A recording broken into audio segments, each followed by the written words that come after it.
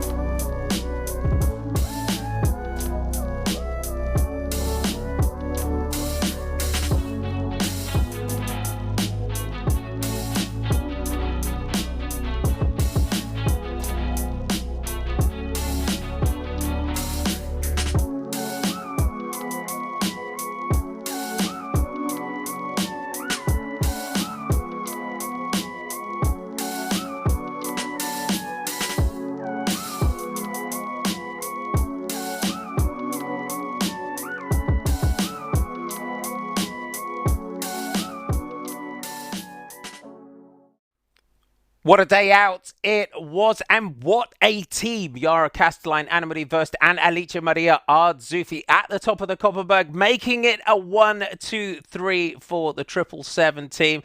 And the man that was there on that day, Jeremy Powers, is with me now from the USA. Jeremy, sometimes when you look at those shots at the top of the Koppenberg, it's an absolutely brutal course, isn't it? Oh man, one of the hardest races that I think I ever raced, and one of the ones that I will always cherish. And I give a lot of credit to the riders that are out there, Reyes and Marty. It's such a hard course, but it was great to see those images again coming back in for that preview. Yara Castelline totally tearing it up and having a great ride, and Anna-Marie Wurst just breathing down her neck, not giving her a second to enjoy it at the finish.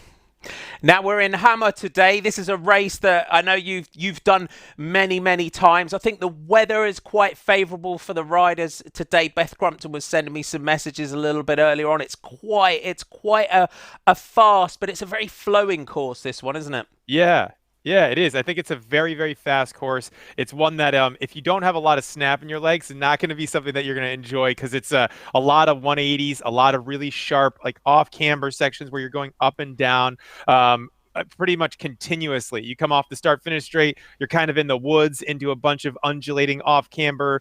I don't know. Sometimes we used to call it Mickey Mouse cyclocross, like young kid cyclocross, because they would love it. You know what I mean? It's like, it's not as serious as something like they did yesterday in Tabor at the World Cup, where it's wide open, all out efforts, big power. This is something completely and totally different.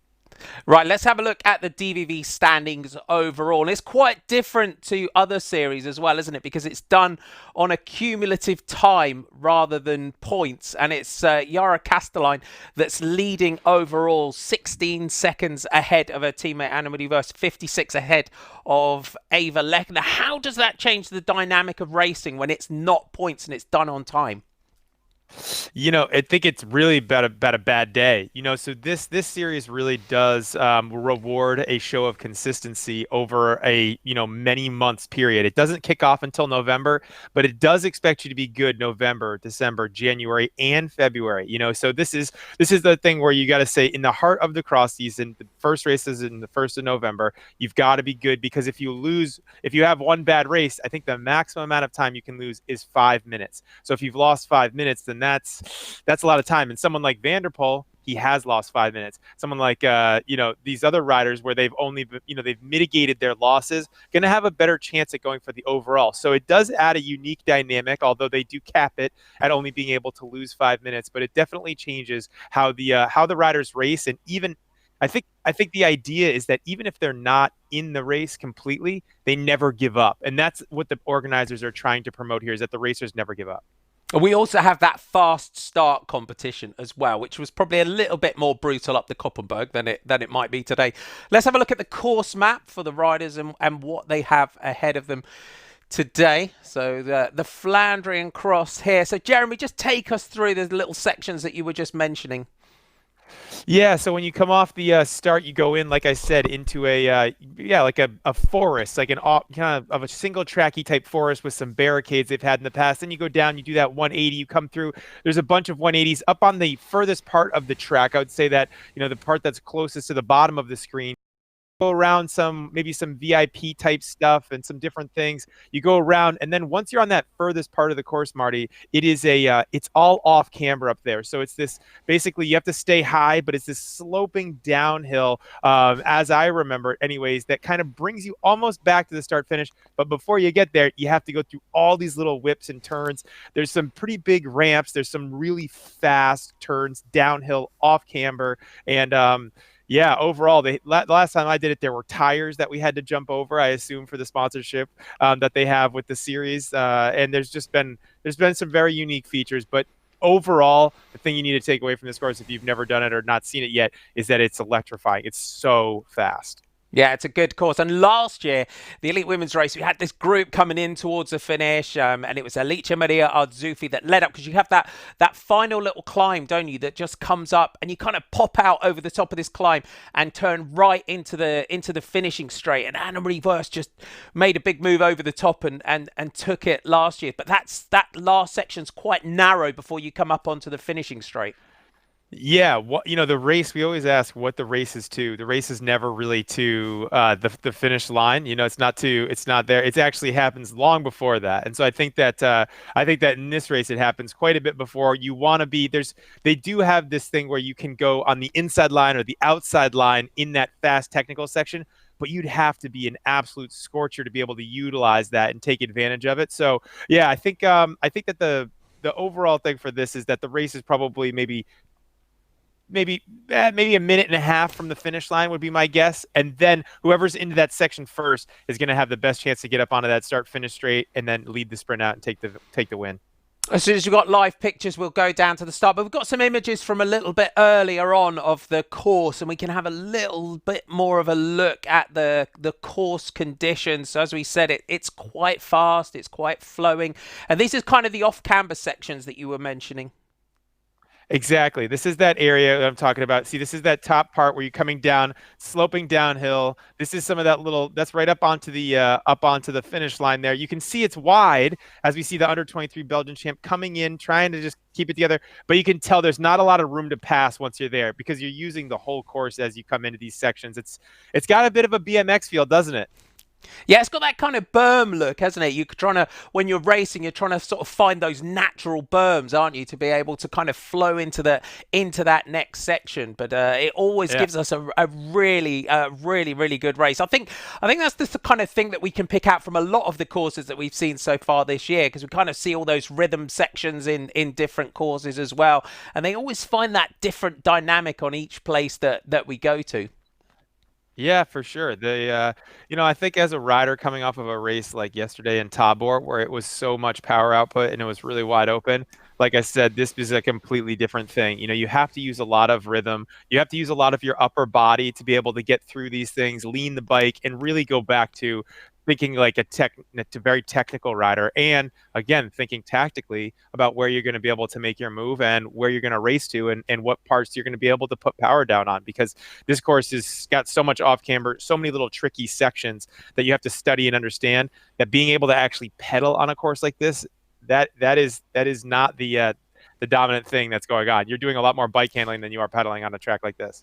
Okay, let's have a look at the start list and who we're going to see in action today. And again, I imagine it's the million-dollar question, isn't it? Because a lot of riders will have been racing in Tabor yesterday, and you've had that travel, and you've got that potential fatigue in the legs. And we're starting to get that couple of months into the season now, where those sort of traveling days, they start to take their toll on you, don't they? Oh, definitely. Oh, definitely. Yeah, a lot of travel.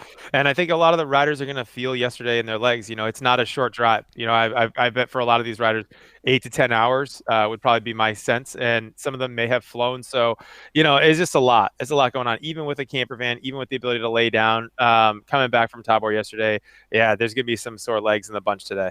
And we got the name Sarnakant.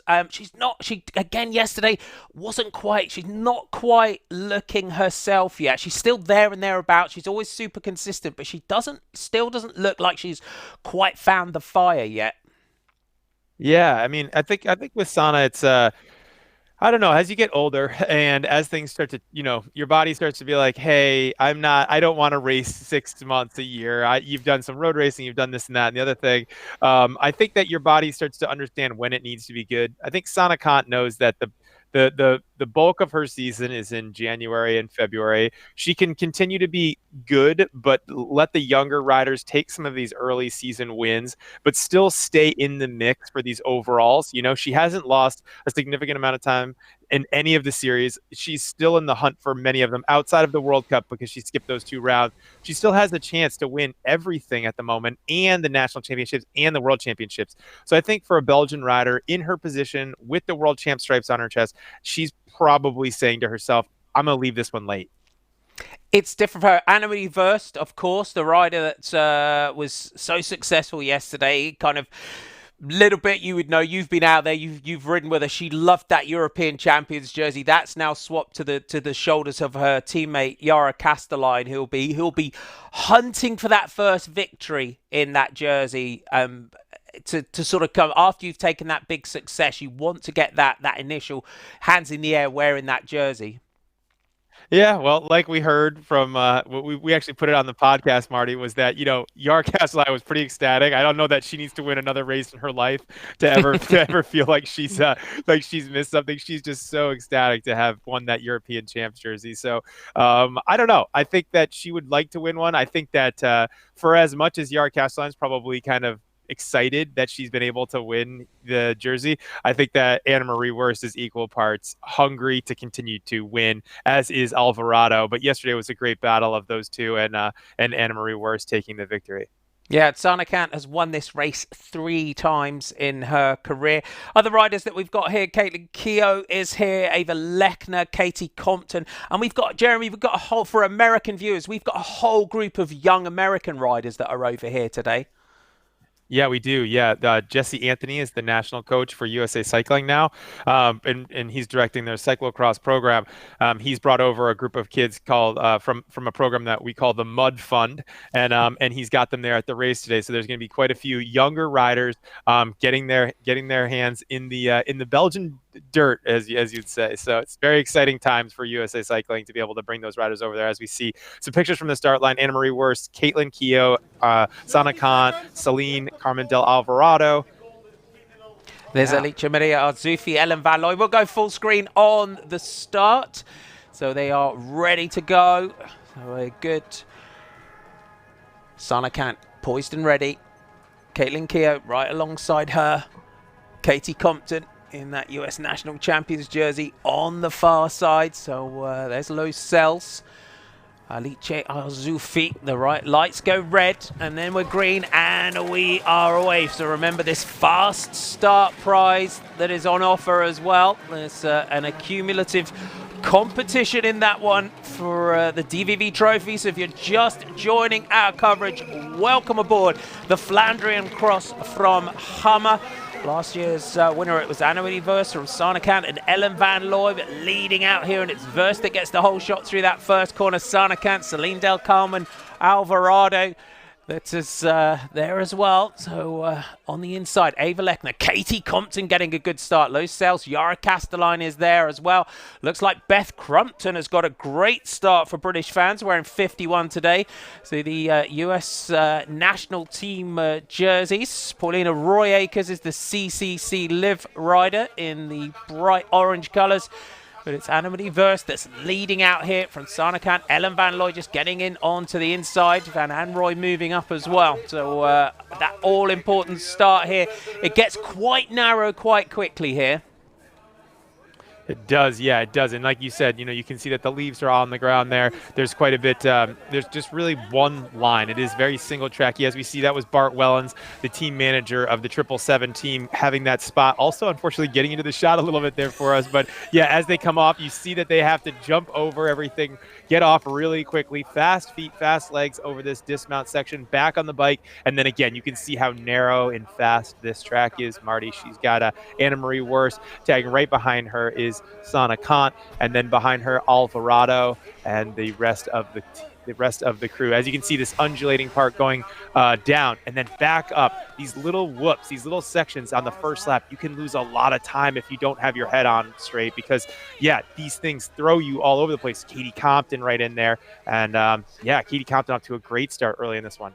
Yeah, Lindy Van Anrooy is up there. That colours, you'll remember Shirin Van Anrooy, but Lindy as well. Very good cyclocross rider. This is the best start that we've seen from her. Good to see Lois Sells getting up there as well. Eva Lechner getting through this very rutted section there as well now. It's getting very rutted through there already. And now we come into this little section here. We've got these steps where you can ride these if you want to. You can bunny hop up the sort of first part of these little step section. Yeah, those I think are what I think are the tires that, if I remember correctly, that they use. The Toyo Tires is one of the sponsors of the series, and I believe that they have tires kind of implanted in the ground there to force riders either to get off or to ride over them kind of uniquely. So, but this is definitely a course, Marty, for the fast riders, the ones that love these punchy courses. You can see Anna-Marie Worst isn't not concerned about yesterday's effort. She is really just punching out of each of these turns, leaning the bike, using a lot of her technical prowess. This is very similar to a track where you see they have to get off here for these little stairs to get up over this section, but where she won her European Championship title, very similar course, super fast, fairly flat outside of these types of man-made obstacles that they have. They're going to come down onto this other part of the track. They're making their way out to the furthest part now as they come down. This is a really steep drop here. Anna-Marie just punching it out of that as she comes back down to get up to speed. And it looks like they put a pair of planks here to slow things down, make the riders change their speed and their tempo again. They should pop out onto a road section where they'll be going to the furthest part of the course now coming up. Yara Castelline a little bit further back than she would want to be. Low Sales, Caitlin Keogh, Ava Lechner is there as well. Oh, and Beth Crumpton just taking a bit of a tumble there in the planks section. Arzufi not had a great start. Alicia Maria Arzufi through the timed section. So remember, we've got bonus seconds on offer here. Castelline again is just coming up. Let's have a look here. So Beth Crumpton just comes into that, just gets a little bit of a replay, just catches that toe on that first set of planks and goes down there. So down onto the knee. So that'll be, knowing Beth, she'll be really frustrated with that. But Sana Kant here getting, we were just talking about her, Jeremy, getting the best, I would say. Really, really strong start here from Sana Kant. Absolutely, yeah. Really strong start, and you can see that Yara Castelline, Katie Keogh, and everybody is just behind there, but just trying to get on terms because these three riders up in the front, Celine Del Carmen Alvarado, Sana Khan, and Anna-Marie Worst, are drilling the pace for the first lap. For me, this is fast. This is super fast what's happening right here. It just seems like they're really out for blood today. Yesterday, you saw Alvarado and Anna-Marie Worst going head-to-head at the World Cup, really fighting, and yeah, maybe there's some animosity. Maybe they really want to get right on what's happened yesterday. So there's definitely some stuff flying out there right now because they're absolutely scorching. For Anna-Marie yesterday, she really made the race of it. When Alvarado went, it was almost that case. You looked, you were like, oh, this looks like we've seen Alvarado do many times. Game over kind of thing very, very early. She battled back yesterday, did Anna-Marie Worst to take that one. Ellen Van Looy there in fourth. Castelline starting to, again, make a little move up here. Katie Compton just behind her.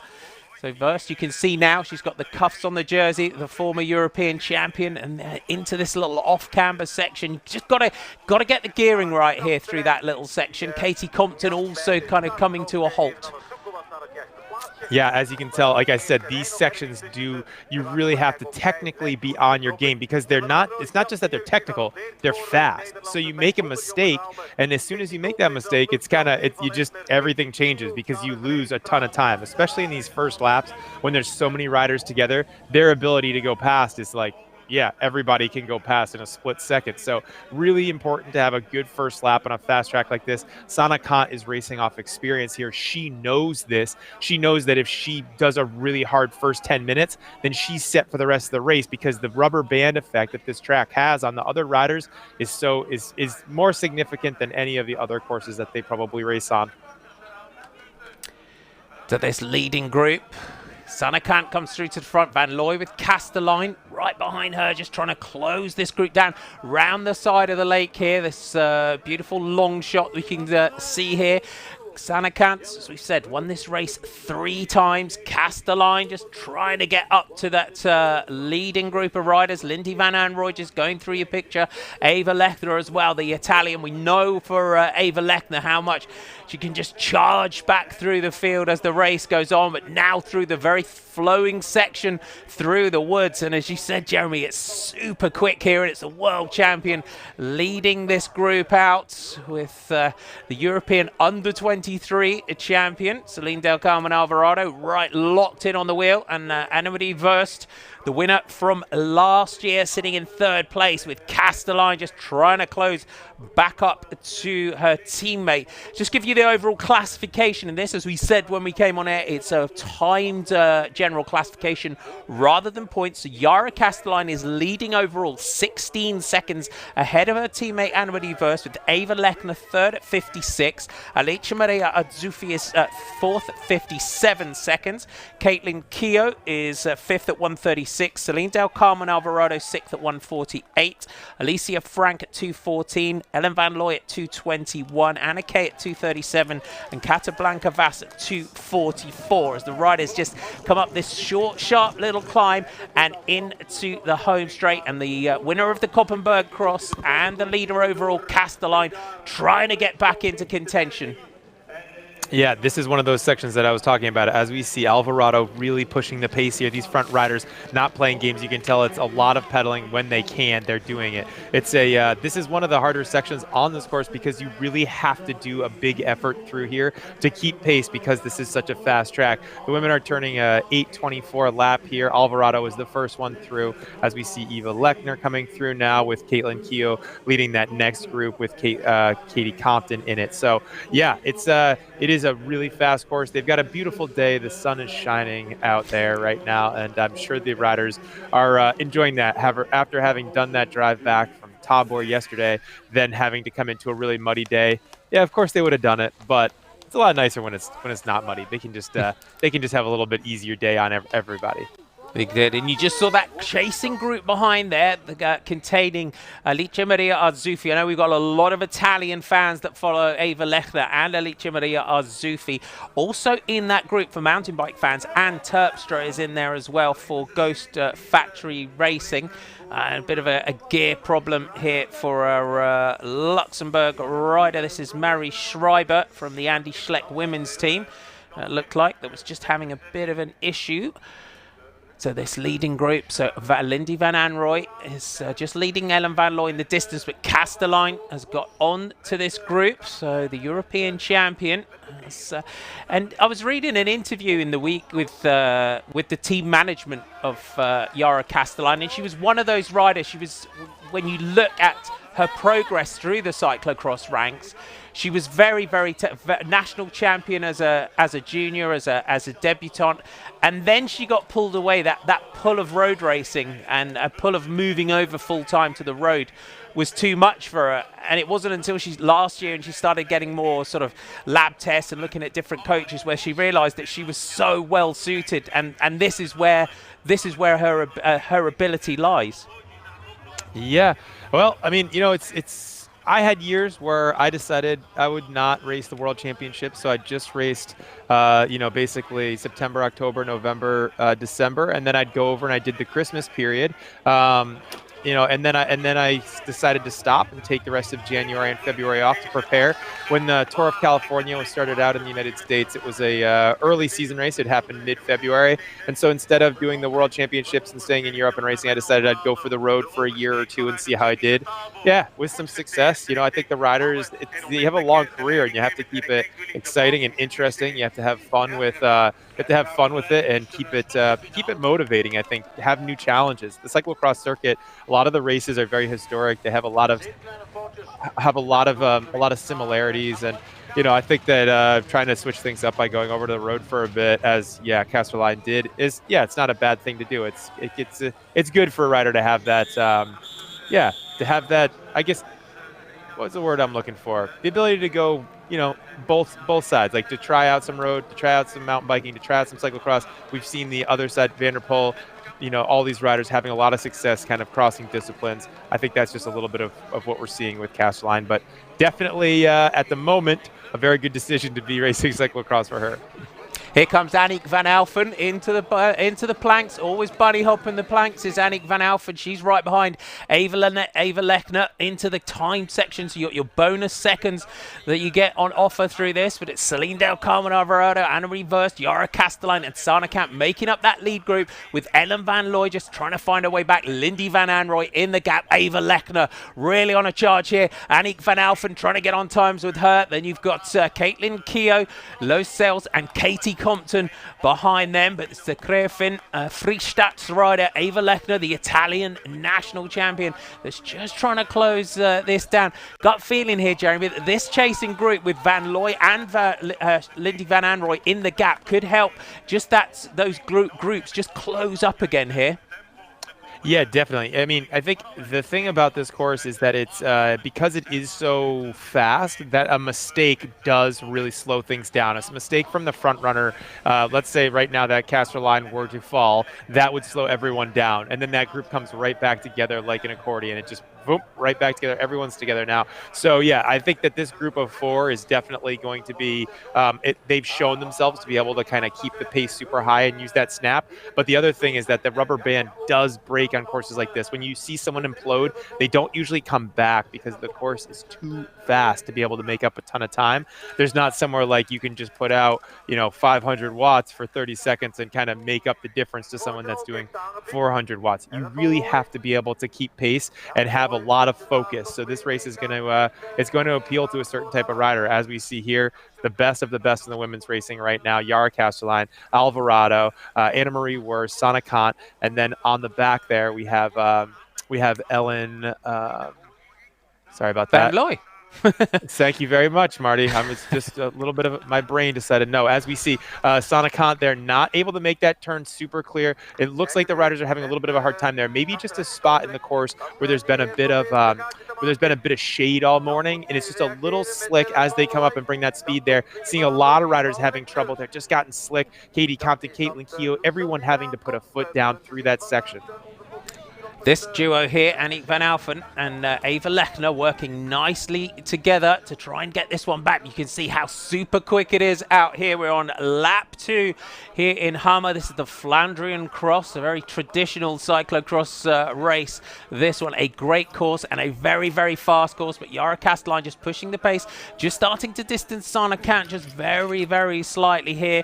And you said, Jeremy, that this course can suit a particular type of rider. It's great to see Ellen van Looy here. We've seen her so far this season having some really, really good starts and then just fading as the race has gone on. She was third here last year, so if she can get on here, could be a good day out for the Telenet rider. Yeah, definitely something that suits her skills. She's been doing this a long time. Like Sana Kant, she will absolutely use her time in the sport and her maturity to be able to stay focused and to know how to pace this race. Whereas some of the younger riders are almost just like just guns blazing, as we would say. They're just out there firing off shots, just punching it out of every single turn without any thought about it only being being a 40-minute race or 45-minute race. The riders are just going all out. As we see Annemarie Worst just really punching it through there with Alvarado trying to get on terms. This is the section that I'm talking about, Marty. This is where you can take 5 seconds. And as a rider, it's very confidence inspiring, right? Someone like Van Looy is going to know that this is one of those sections where if you listen and you can hear behind you that the other riders aren't quite on terms with you, well, then you know coming into the last lap that you've tested them, and you know that if you lead into this section that you're going to have that 3 bike lengths distance when you come up onto the start finish, which may be enough to hold off someone like Alvarado and Sana Khan. Annemarie Vos really, again, just showing the sort of flowing technical ability that she has. She's such a phenomenal descender as well. And they come up, they pop out onto the home straight again this time. And they're starting to, again, these front 2 riders, the 2 riders that we saw doing battle in Tabor yesterday, again, are just opening a gap. Castelline and Sana Khan are having to fight to try and stay with them. Ellen Van Looy is there. Annemarie Vos just affords herself a little glance back over the shoulder now just to see where the riders are behind. So they go through there at the end of that lap. 16:27 is the time. So Annemarie Vos, Lindell Common, Alvarado, Sana Khan, Ellen Van Looy going through. Then Ava Lechner trying to find her way back to the front with Annick van Alphen and Lindy van Anrooy in 8th. 13 seconds is your time gap going through. So we're on lap 3 of 5 now. And so we've got the lap times. Kim van der Stine, Katie Compton, Caitlin Keogh, Low Cells going through. Verheestraten is the Eco Creelan rider just going through next, but already here on lap 3. Annemarie Vos really battling hard at the front.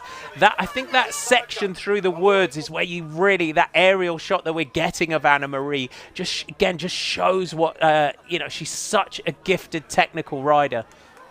Yeah, absolutely. And she's she's not none of the women are like bigger riders. You say someone like Vanderpool or some of the like Lauren Sweek, with the faster tracks, just getting those frames, getting that body weight out of each of the corners can wear a rider down over time.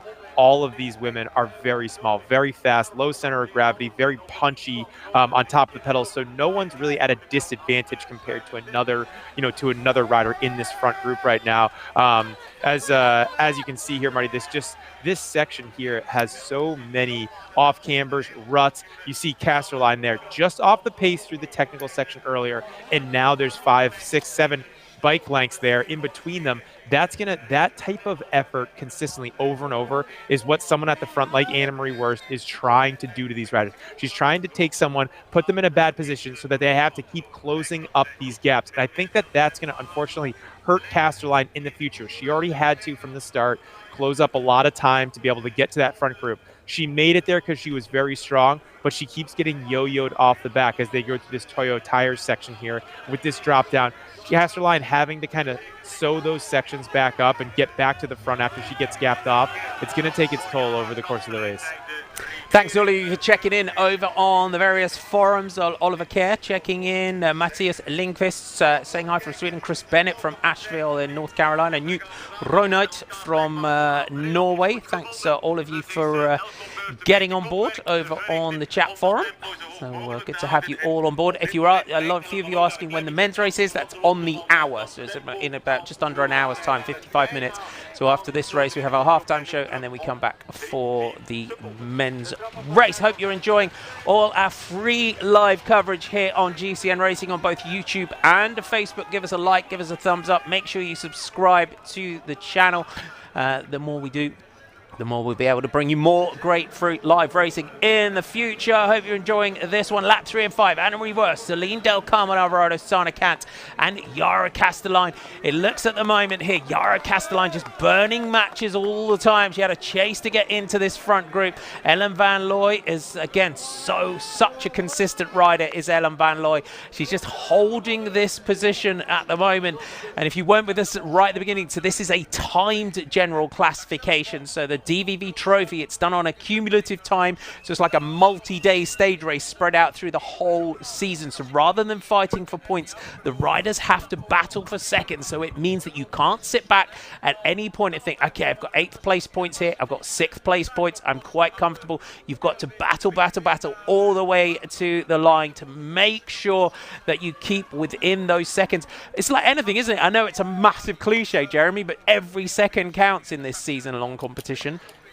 Yeah, definitely. The DVV really, I think, is very very historic series. You know, it's been going on for a really long time, and I think the organizers were looking for a way to be able to separate themselves from the other series that exist. And by using time, it really benefits a rider that's never willing to give up. You know, if these riders are in 8th place, but they're only at, you know, let's even say it's a fast race like this where it's only going to be very short gaps, 50 seconds. Well, in another race like the Koppenberg, you know 50 seconds can vanish very quickly. So it really is a unique way to be able to rank the riders. It's shown that it's successful. It is definitely unique to this series. And I think that the riders, again, like what I was talking about earlier, just keeping it fresh. It's a different way to think about the racing. There's almost like bonuses to be able to take time on certain laps. There's different things that happen throughout the race that the riders have to be in tune to and using it tactically to their advantage if they have the patience, the maturity to be able to think,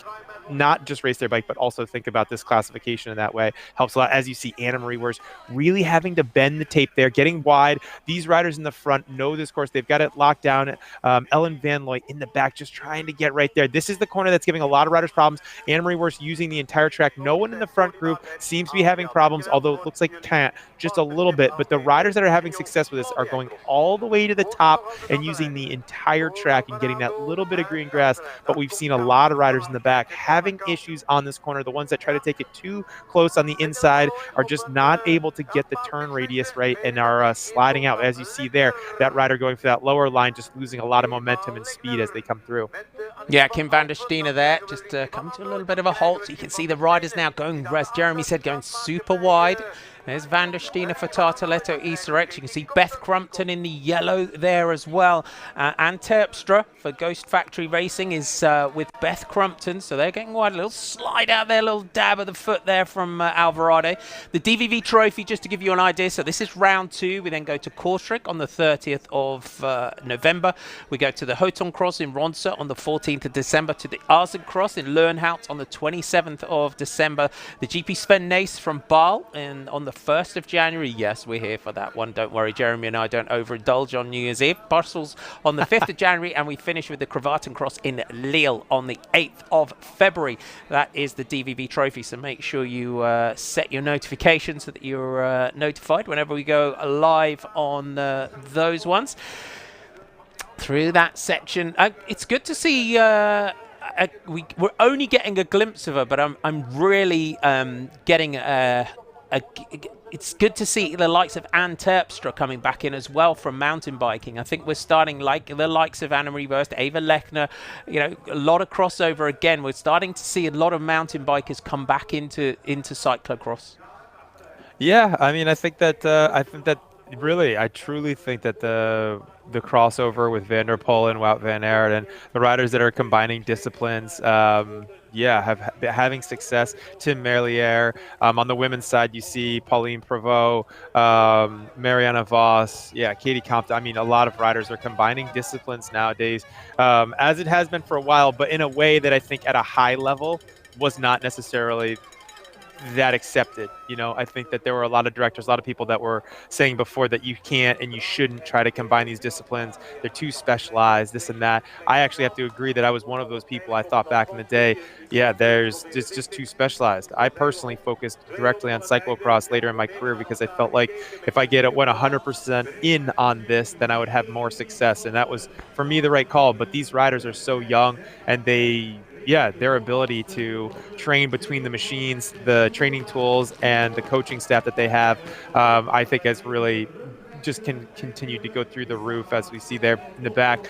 Ellen Van Looy stretching out her back and just trying to keep that 4-second gap right at bay. She stayed there for a while, just not quite there, but like I said, Marty, one slip up here in this front group and she can be right back in this. We're on lap 4 of 5, so Verhey Stratton and Lindy Van Anrooy, Katie Compton, Lowe Sells going through, then Caitlin Keogh right behind. So thanks all of you for checking in. There's Alicia Maria Arzuffi is the rider just coming into your picture now. Good to see Arzuffi just trying to find her way back into this group. And Reverse just sat back a little bit in this group now. Thanks all of you for getting on board as Sanakan and Alvarado now really attacking this one. Castelline with a 777 teammate right on the wheel. You just see Bart Vellens creeping into shot again, roaring on the two riders from the team. What a start to the season they've had. And you can just see onto this steps run up after that corner. Van Looy again chasing the time, chasing those seconds, trying to stay in this group. Good to see Sanakan battling at the front. Good question over on the forum from EO. How do we think Jenny Ridsved would do in cyclocross? So the Swedish rider back into mountain biking. I'm not sure if Jenny Ridsved, I haven't seen Jenny Ridsved's doing cross. Maybe she has.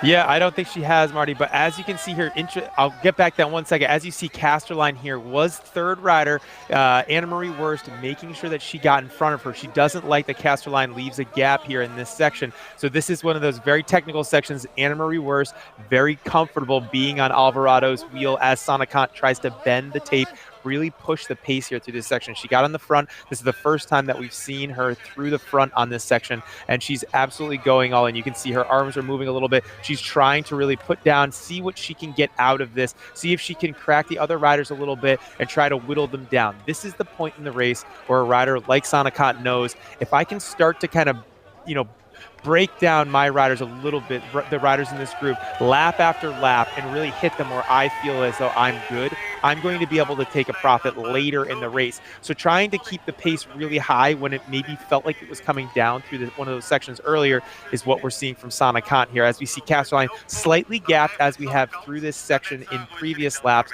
but Anna-Marie Wurst, I think that was just an interesting show there, is that she didn't want her teammate in front of her. She decided to shoot through her on that very technical section, shoot past her, and go right back up into third place. Doesn't want to risk having any problems there, and doesn't like to be on the back through these technical sections, because like I said, this race so technical. I mean, I know we kind of sometimes do Sanakan a bit of a disservice because we're so used to her winning. She hasn't had a win yet this season, but she's not really been outside the top 10 in races that she's finished. And I think it's just that we're so used to seeing her winning just week in, week out. But we're seeing such a kind of generation shift and a dynamic shift, aren't we, of riders like Anna-Marie Wurst and Celine Del Carmen Alvarado, Yara Castelline, rider of the season. So young riders that are coming in, and riders are coming back into cross now as Van Alphen bunny hopping those barriers as she always does. And I think, do you think now riders coming back in from the road, riders that are doing mountain bike in the summer, for riders, because Sanakan is a pure cross rider, isn't she? Well, let's just say this. I mean, she's racing with a different generation, So that's the fact, is that Sanakan is racing against a completely different generation. That's almost 2 generations below where she was at. So it shows her class as a rider. There's no question. But I do think that she's racing against a completely different group of people. And these riders most of them are under 23s, and Sana is not. So there's definitely that. I do think too that, there's for a big rider, even someone like Sven Nys, back in the day, he would race way outside of his age range, way outside of the riders that he grew up racing with. Most of had retired. He was watching riders come in that could have been his kid. I think that some of the greats are able to continue the longevity of their career long past others. Sanakan not absolutely at all giving her any disservice as they hop on this part of the track, the running track, and come back into this technical stuff. It's I think if anything, we're excited to see any success that she has. At least I am. It's great to see, and just a little update. So I know a lot of you like to see the crossover riser. Jonas Karlström just letting me know that Jenny Ridsved was Swedish champion in cyclocross. So yeah, it's great to see. So hopefully, we never know, we might see her in here in the future. Going back to that, I think it would be cool to see some of the mountain bikers decide to take cross on if they were convinced that it was a good way for them to train. This probably won't be the year with the Olympics coming up that we see that, but I always thought, man, if we're having the World Championships happening in the United States, I wonder if we could lure over someone like a Kate Courtney, from the United States side, to take a stab at cyclocross with success in the mountain bike. That the technical gift is there, the experience and the core strength strength, and all of the things that go into being a really good mountain biker are going to be there. So yeah, it would be really cool to see some more mountain bikers come into cyclocross and use it as part of their, even their, I would say, preseason training program to be able to get there. But I know the mountain bikers tend to race a little bit less, generally speaking. Not taking anything away. That's not a shot. They just tend to race more like one day, big travel days. They're going. The World Cup really does ask a lot of travel from those riders, and they focus. And their races are a little bit longer, so their overall impact for the year is just a little bit higher. And that's why cyclocross, the races are shorter. They're usually shorter distances to travel, and they're in geographically an area that's fairly close to each and the other races. So let's see what we've got here. So it looks like Celine Del Carmen Alvarado just unshipping a chain, perhaps, I think. Just a little bit of a shifting problem. Castelline in there.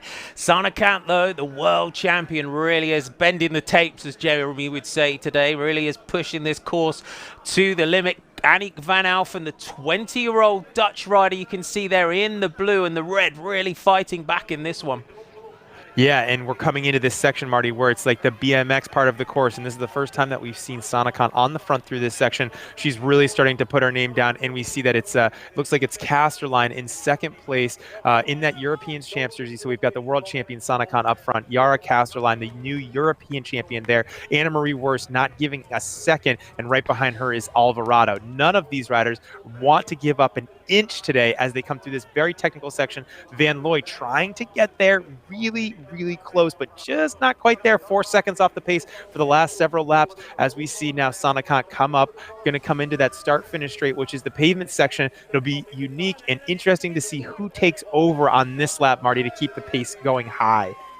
Do you know what? Annick van Alphen, the rider here in the black, red and blue, we've seen her just steadily making progress week on week. She had a victory recently in Munich in Germany, but this is one of the best performances we've seen from her near the front of the race. She can perhaps use Ellen van Looy as a springboard to maybe get up to this group. Sana Kant out of that corner. This is kind of the size group that we had coming into the finish last year. Ellen van Looy, she can kick out of this corner. Annick van Alphen could potentially use her to get up to that leading group. You can see they're all looking around here. They're going to get the bell when they come through the line this time. Van Alphen, as we said, 20-year-old Dutch rider, has made it onto this group. Bell lap for this group. Ellen van Looy sitting up, just stretching out the back again. So this leading group has just had 2 reinforcements. Ava Lechner, Katie Compton, Kim van der Schiene, Lindy van Anrooy, and Loes Sells the next group. Van up to the front. Verse now attacking this group through this section, the final lap. Absolutely, and you can see that Worst knows that this is the moment when she doesn't want to take any risks. There's no chance in her mind that she's going to let anybody come through this section in front of her. There's a unique opportunity here to be able to take this win. You can see all the riders now coming in, almost 2 up, 3 up. As you see, Alvarado coming in underneath Casterline, does not want to be behind her in this section, Marty. They've all taken notes on how the other riders were riding this section, as has Anna Marie Worst, and she knows that this section here, she has a lot of confidence in being able to execute very quickly, and she's not going to let anyone mess that up for her or create a problem. So she's taking the bull by the horns, as I like to say. She's riding the front, and she's going to try to tackle this section. It'll be interesting to see if she continues to try to push this pace high throughout the entire lap and keep a gap and rubber band these other riders out, or if the other riders get a little bit jumpy and try to put themselves in front of her. So going to be an exciting last lap. It is. And what they've got to be mindful of as well is that they've got Annick van Alphen, who bunny hops the barriers, and bunny hops, you can take those planks at speed. So if they come, this could be, again, when we get into, we saw it way back on the beginning of the year, when they were bunny hopping the barriers. Jolanda Neff got riding to victory there. If Annick van Alphen could stay in contention, that could be the point in the course where she could make the difference. But again, she's just getting gapped just a few meters. That chase really taking a little bit of a wind out of her at the moment. Absolutely, but you can tell that Sana Kant has this idea that she's going to be winning this race. I can just tell by the way that she's riding the bike right now, the way that she's bending, the way that she's moving on the bike. She has this one locked in her mind that she wants to take her first win here. It's not her first win here ever, but her first win of the season with these riders. She really wants to be able to put this one down today, and I can tell that she's in a good way.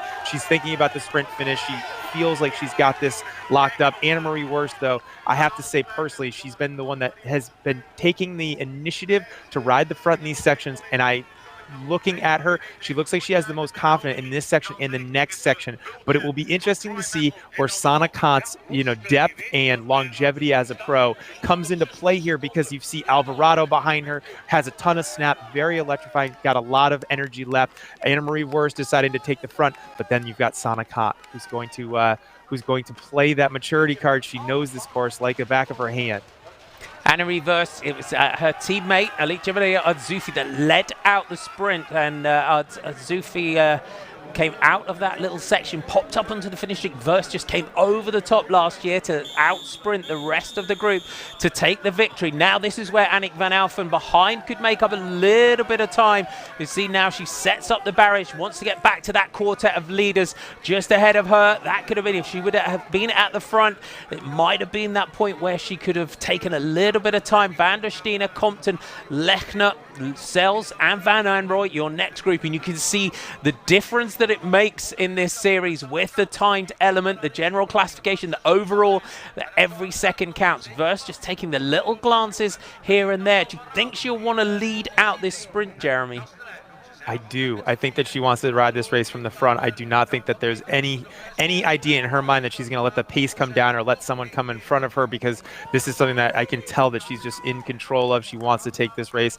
She wants to be able to try to ride this race from the front. So I saw that from the first laps when she was there, and now I can see that she really is bending everything. Looking forward to it. But this is bike racing, Marty, and there's not a script. No script, as we see there with the bunny hopping from Van Alphen. It was very unique because she was able to secure fifth spot now, and she's able to keep this at about 2 to 3 seconds. If there's any slip-ups in the front, she's going to come back and she's going to have fourth, potentially even a podium ride. So she's going all out, but unfortunately not able to hop the barriers, Ellen Van Looy. So she's taken a bit of a step back. She's lost a couple bike lengths, and in a race with this fast of a course on this type of lap, this last lap, that's not going to help anybody. This could still be anyone's race. 4 leaders. Verst, Kant, Alvarado, and Castelline, with Annemiek van Alphen just trying to find just something to try and get back into this group. The 777 rider. You see that European Champions jersey swapped from the rider on the front to the rider on the tail of this group, and you all the time pushing this group into this little off-canvas section. They've got to be mindful of that little climb where the riders on this next section could begin the telling point. You want to lead through this section, don't you? If you have an issue, then everyone else behind is delayed. Absolutely. This is one of those really critical sections, because you can see Anna-Marie using the entire course. No problem. Oh, we have a little bit of a problem there. Casterline knocking Alvarado off there. We're starting to see some very serious racing as we see Anna-Marie trying to bring the pace back up. This section is so fast, and Yara Casterline maybe playing the teammate card there, Marty, trying to take Alvarado off a little bit, just giving her what we call a little bit of chin music. That's what we call it in baseball when you get the ball really close and they come in. But you can see Worst, no contention here, bending it out, really using the entire track as she punches out of these corners. Sana Kant trying to get on terms with her, trying to match the effort. As you can see, she's pedaling 1 or 2 seconds before Anna-Marie stopped. She's having to let up on the gas. Anna-Marie really using this entire course, using everywhere that she can pedal, but Sana Kant digging in now, trying to get back to Anna-Marie's effort. Anna-Marie Worst using that power out of those turns. You can see all the time, each out of all those turns, just kicking on, using that power to distance everyone round the side of the lake. Now you can see that she's opening meters over the rest of the riders as they go back into the woods. Yeah, it's crazy, because this is the section where I was talking about the race coming into, Marty. This is where, if you're going to win this race, this is where you want to be on the front, and Anna-Marie knew that. She knew going around that lake section, that was the last opportunity that someone would have to be able to pass her. She didn't want to give that opportunity to anyone, which is why she left an effort in the tank to be able to go all out through that section. Sana Kant is the only one that's been able to even come close to matching her, but through this technical section, Anna-Marie Worst going all out, really trying to push the pace. Sana Kant trying to get back on, but as they come into this start-finish section, it's not going to be enough, Marty. It's a really tight race coming into the finish line now. I love this section now through these, finding these natural berms on the course. Anna-Marie Worst, Sana Kant just trying to get back to the rider, victorious, she looks like, for the second day in a row. And again, this great power from the 777 rider, the winner here last year, ahead of Sanne Cant and Ellen Van Looy. She won yesterday in Tabor. It looks like she's going to take another victory again today into the home straight now. They're just waving everyone out the way. Last year, she had to win it in a sprint. Now she's going to win it on her own. Anne-Marie Wurst of 777 just takes another glance back to see where Sanne Cant is. But the battle for the podium place is still open. Anne-Marie Wurst looks back. She knows that she's got it. Last little sprint to make sure Sanne Cant doesn't find her way back. Another victory for Anne-Marie Wurst. Sanne Cant takes second. The sprint for third. Alvarado overcomes Jara Castellijn to take third. It's fourth for Castellijn, the European champion. Annick van Alphen, she'll be happy with that. That's one of the best performances we've seen in the elite races at this level from Annick van Alphen. A good day out for her. Ellen Van Looy crossing in sixth. Kim van der Stine behind her. Katie Compton still very, very close together. Not many gaps opening there. Lechner, Sells, and Van Anrooy will be your top 11 with Zufi coming in next. What a finish. Woo! Man, that was intense. That was beautiful. That was all the things you love about cyclocross racing, all just wrapped up in one 40-minute effort. Whew, man, I was just on the edge of my seat. That was awesome. That's cyclocross racing. It was so good. I think being American, I love the fast races. It's very reminiscent of the types of tracks that we race here and a lot of what I grew up on. So seeing a course like this with the really tight times and not a lot of places to make up time, not a lot of places to use it, it really showcases all of the effort. As we see Anne-Marie Wurst's mother there, grabbing her, giving her a towel and letting her kind of clean herself up after a heck of a weekend's effort with yesterday in Tabor and now today here winning in Hamme. Karen Verheestraten coming in here for 14th place, 124 down. Again, I think she's going to be satisfied with that.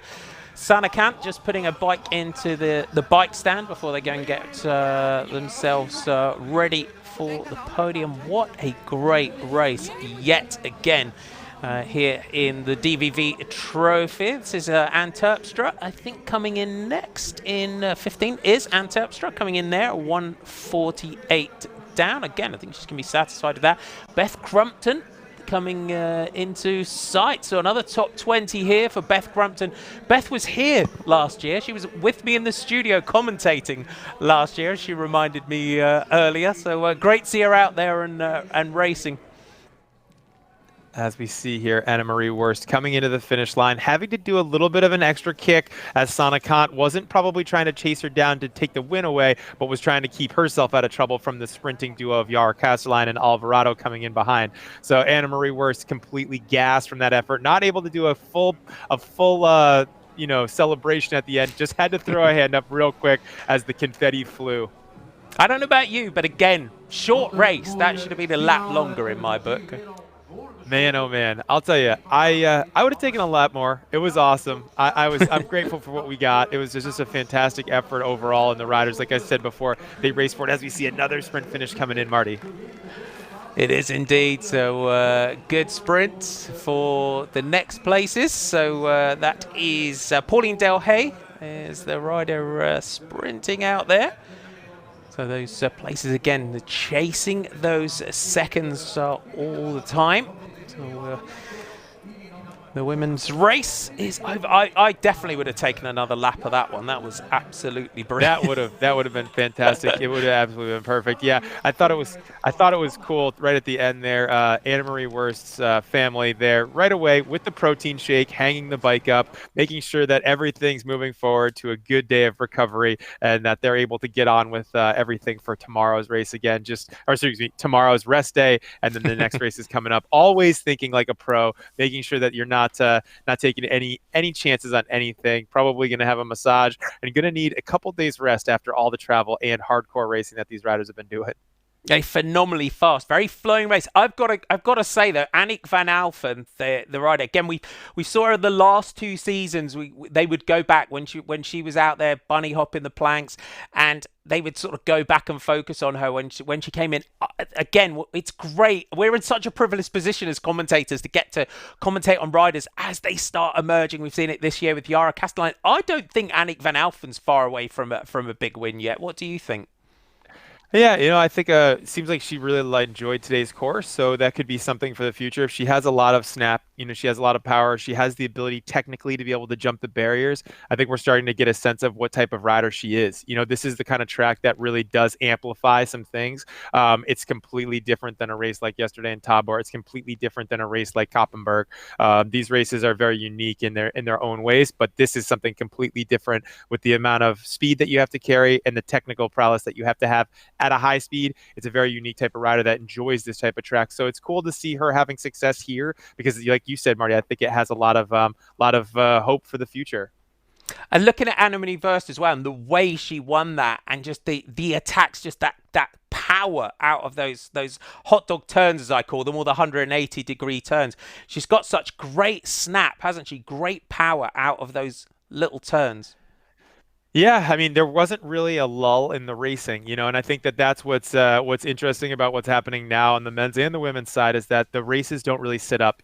This is a course where there's not a lot of time, to be able to take rest. You have to, when you're not pedaling as hard as you can, you're going through the turns as you see here. It's really important to be punching it out of each turn, keeping the pace really high. And we saw each of the riders that made that front group, Casterline, Alvarado, Wurst, and Kant, all making an effort and putting a dig in at the front, but it was here you are seeing Anna-Marie Wurst was the rider that was able to really bend the tape, really push the pace, and then it was back over to Sanne Cant. So we just went back and forth all day, and it was really, really crazy to see. I think for me, to see the race play out with that maturity, because you see Sanne Cant here really did take with 2 to go, really tried to kind of stretch this out, but Anna-Marie knew at the end, hey, there's no chance that I'm letting anyone go into this last section first. As we see here, this is that last lap where she really decided to take the race over and control it from the front.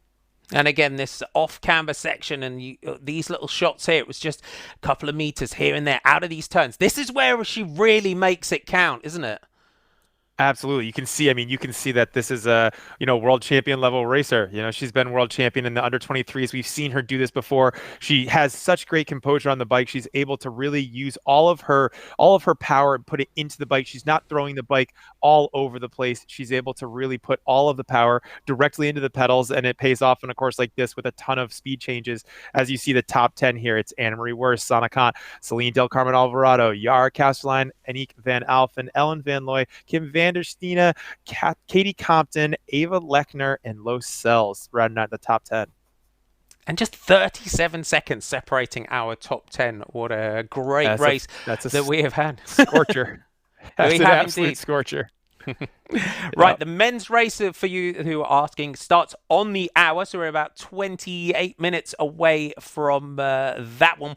Jeremy and I are back about 10 to the hour. We've got a little bit of halftime entertainment. We've got a little preview of our podcast. If you haven't checked that out, Jeremy puts that together every week, and we get to have a little bit of a chat on a Monday as well, and just dissect everything. You've got a big interview each week. Jeremy also caught up with Thibaut Nace for a little bit of Game of Bike. We'll be back for the men's race very soon. My coach said to me, okay, focus on the good lines, and I did, and now I'm here. I have all my goals actually already from this season. Yeah, it's incredible. And now I will focus on the world, I think. I just love that little chuckle that she's got in there. You just look and you just heard her interview, and it's great when you hear these riders getting interviewed for the first time, especially in English. And when you say, I've achieved my goals already, and you're like, hey, I'm going to target the world now. Party time for the rest of the season. Dude, that was amazing. I think that for me personally, that told me everything I need to know. She broke out her English, her best English. She really is trying to just tell everyone exactly how ecstatic that she is. And it came across in that interview in a way that I don't think, you can't make that up. That's just beautiful, pure elation. It was really great to see. You're winning a World Cup, like modern day right now. You're winning a World Cup. But you going through the pit, you're going as hard as you can. You're in a pack, it's going down. Yeah. You look over in the pit, and to your surprise, you see Mark. On the wrong side. In a headlock from another federation. Like the other teams have got Mark in a headlock. Like they've got him pinned down. And you're like, so do you drop your bike, come over, get onto like the course barricades, and then WWE style, just like drop an elbow on someone? Do you B, yell encouragement to Mark and keep racing? And then there's C, just pretend like you didn't see it. First of all, I would make sure like there's a bike I could actually change in the process so I don't get disqualified. But honestly, I just let Mark take care of it. As long as I had a new bike to get on, I would just be like blinders, like I didn't even see it, pretend like nothing's happening, grab my bike and go win a bike race. And I'm like, and then after the fact, be like, dude, what happened? If he's not in the hospital. But honestly, if it comes to that, like Mark can get a little bit aggro when he wants to. So be like, I'm taking care of this. Okay, so you might remember back in the day, before I was with GCN, I was challenged to a game of bike with Blake from GMBN. So I thought while we were here at the first World Cup in Iowa that I would challenge an up-and-coming rider, Thibaut Nice, to a game of bike while we were here. You may have seen Thibaut's videos where he's riding up the stairs infamously over some crazy drops, and well, you put out a lot of cool stuff. Yeah, thank you. I try to do my best, and when I do something nice, I try to post it. Are you ready for a challenge today here in Iowa City? Thibaut Nice is part of the newest generation of Belgian cyclocross riders making their mark in the sport of cyclocross. If you think the name sounds familiar, it's because his father is cyclocross superstar Sven Nys, regarded as one of the most iconic cross racers of all time. Thibaut's no slouch. His personality and style have garnered attention with his own documentary-style TV show in Belgium called DNA Nice, as well as a massive social media following. At 16 years old, his results are at the top of the leaderboard consistently, and as we're about to find out here, he's a pretty good bike handler as well. Stop the tape! Stop the tape! What is a game of bike exactly? Well, a big old tip of the hat to my friends at GMBN for showing me the game of bike. And if you can imagine what it is, it's basically like that basketball game that you play when you're younger. I make a shot, then you have to come up and make a shot. But when you're on the bike, it's I do a wheelie one-handed with my eyes closed, and then you have to do a wheelie one-handed with your eyes closed. And if you don't, well, then you get your first letter. And then if you don't do it the second time when I try something, or I don't do what you do, then I get a letter. And so we're playing a game of bike, and once you get all of the letters B-I-K-E, because you weren't able to match the other competitors' skills, then your game's over and you lose. So let's tuck into this episode with Mr. Thibaut Nice. All right, T, what are you thinking? Yeah, it's like a little trial section. Okay. Yeah, maybe we can ride it. Let's see it. Okay.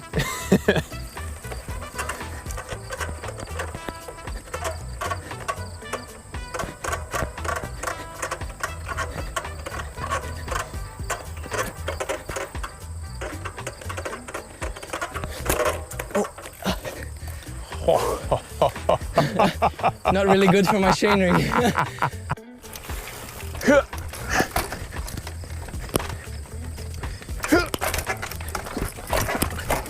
Yeah, you got it. Great. What do you think? Good one. That was a tie. Maybe? I don't know, we'll have to go to that. Carlo?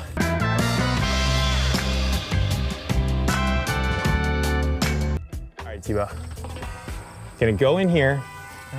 I'm gonna get onto that log. I'm gonna get my rear wheel on there, and I'm gonna go up, and I'm gonna go down that rock. Okay, perfect.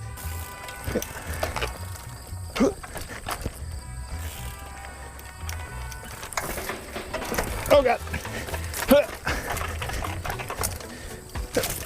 Oh.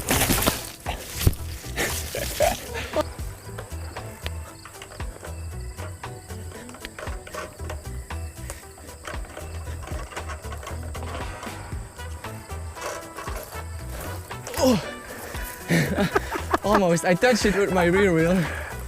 All right, so I got B. That was good. That was a good win. That was a really good win. You're up. Let's see it.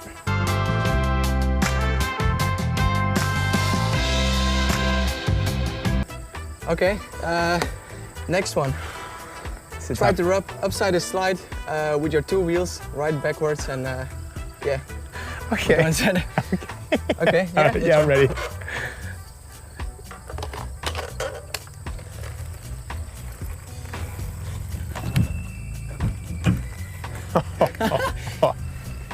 Positive. You can do this. Almost.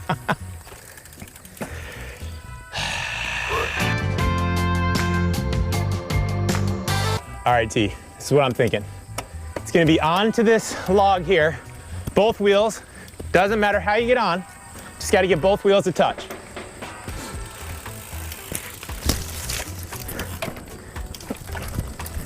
Off, and you've got to do a U-turn into the sand pit. Okay, great. What do you think? It's a hard one. All right, Hard. all right. I've got to do the hard stuff for this guy. He's tough to beat.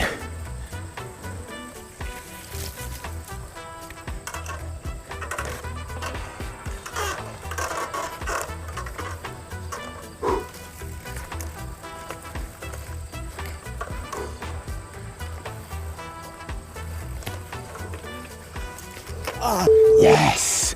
Oh, finally. Finally, one victory. Ah. Good one. Okay. Okay, so it's technically, I think it's B. I've got BI and you've got B now. Yeah. So it's up here, and then up.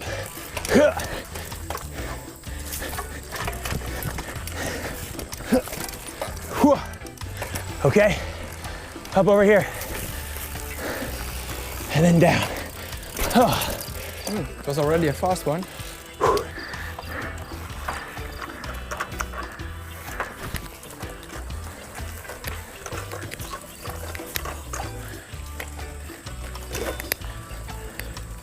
Oh.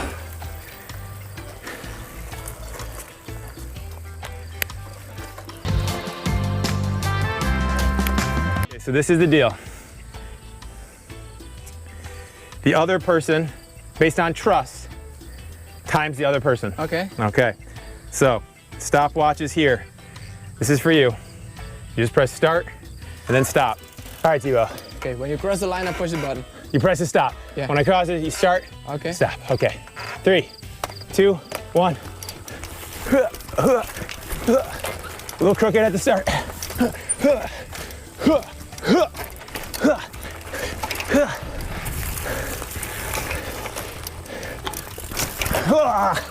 13.6. Oh.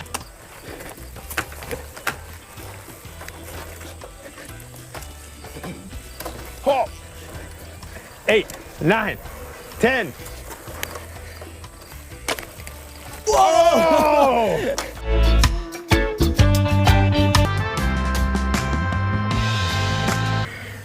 So it's BI. I think so. Okay. But I did cross the line on my front wheel, so maybe. Some style points. Hey man, you know, it's I'll give you a little advantage. It's like home court advantage for me. Yeah. So I feel like you get a little bit there. So if we have one that's maybe in the middle, I'm gonna give it to you. Okay. Right up on the log Okay. and doing a 180 degrees turn on your front wheel, and right back off on this side.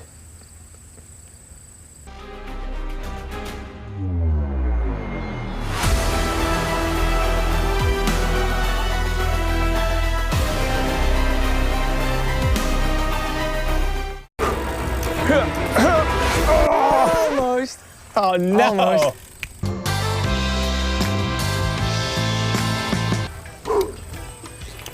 All right, so up here, no touch. Yeah.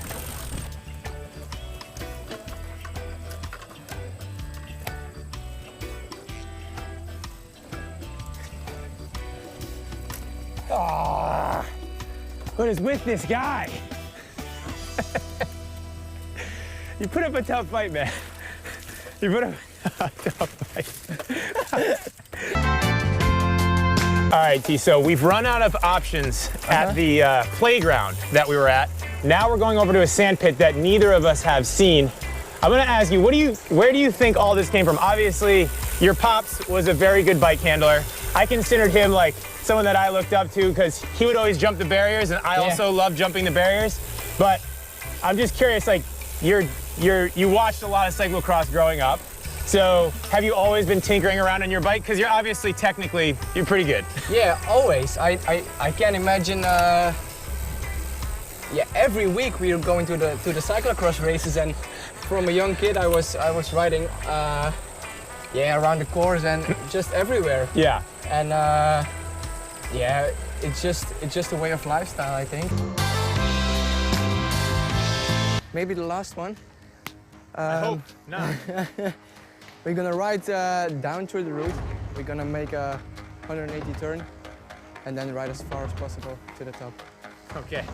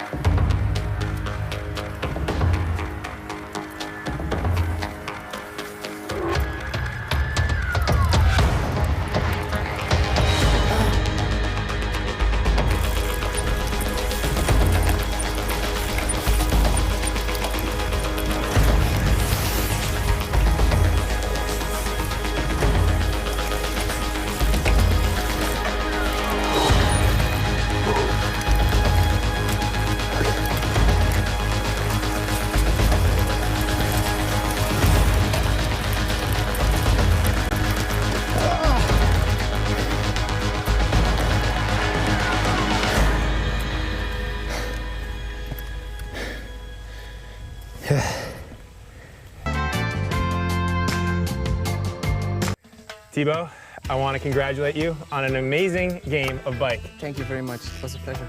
But I want to try for one more. Okay. A bonus round. That way I can help my ego come back a little bit. Mine also. One more shot. Okay. Over I here. So, Thibaut, this is what I'm thinking. We're gonna go down this, right, left, and then the person that makes it to the farthest, just like last time. Okay. But this is the downhill sand. Okay. Okay, hopefully I can redeem myself a little bit. All right, let's go. So it's down like this, around the turn, boom. No feet out, down here to the turn. And then now, as far as you can go here.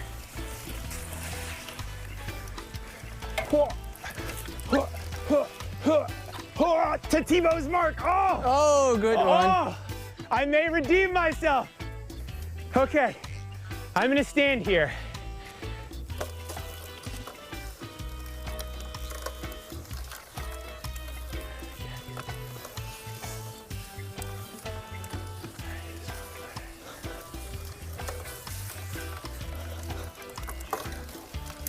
Ah, you won this one. You are a strong competitor, man. Thanks, man. You are a strong competitor.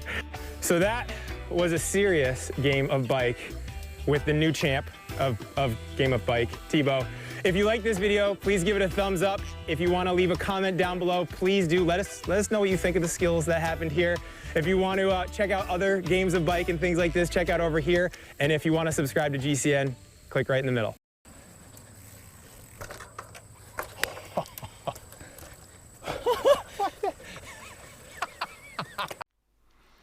I hope you enjoyed that. We're not far away from the elite men's race. I love Jeremy's game of bike. We want to hear, remember, we want to hear from you, gcn.eu/upload. You can upload your clips if you want to get out there, all of you, and have a game of bike yourselves. If you're out there bunny hopping the barriers, we want to share in your big successes, your little fails as well. Make sure you get them and we'll put a little montage together. Okay, so if you don't want to know the results of the women's race, you can look away in 5, 4, 3, 2, 1. It was a great race. In fact, it was a blistering race. You could say that front group, Anna-Marie Verst, Sana Kant, Celine de Carmen and Yara Castelline, but it was that power of Anna-Marie Verst on that last lap through those twists and turns, winning the Flandriencross in Hamme for the second year running ahead of Sana Kant. And then we had a great battle for that third place with Celine Del Carmen and Alvarado of Corendon Circus getting the better of Yara Castelline on this occasion. Annick van Alphen, another great performance from the Dutch rider with Ellen van Looy, Kim van der Stine, Katie Compton getting in the top 10 with Ava Lechner and Loes Sells. There is your podium. Anna-Marie Verst, Sana Kantz and Celine Del Carmen Alvarado all looking fairly happy, as you can imagine, on the podium. And what a race it was, and it sets us beautifully up for the elite men's race coming soon. But before we get to that, we are on round 2 of the DVV Trophy. Let's remind ourselves of the Koppenberg Cross.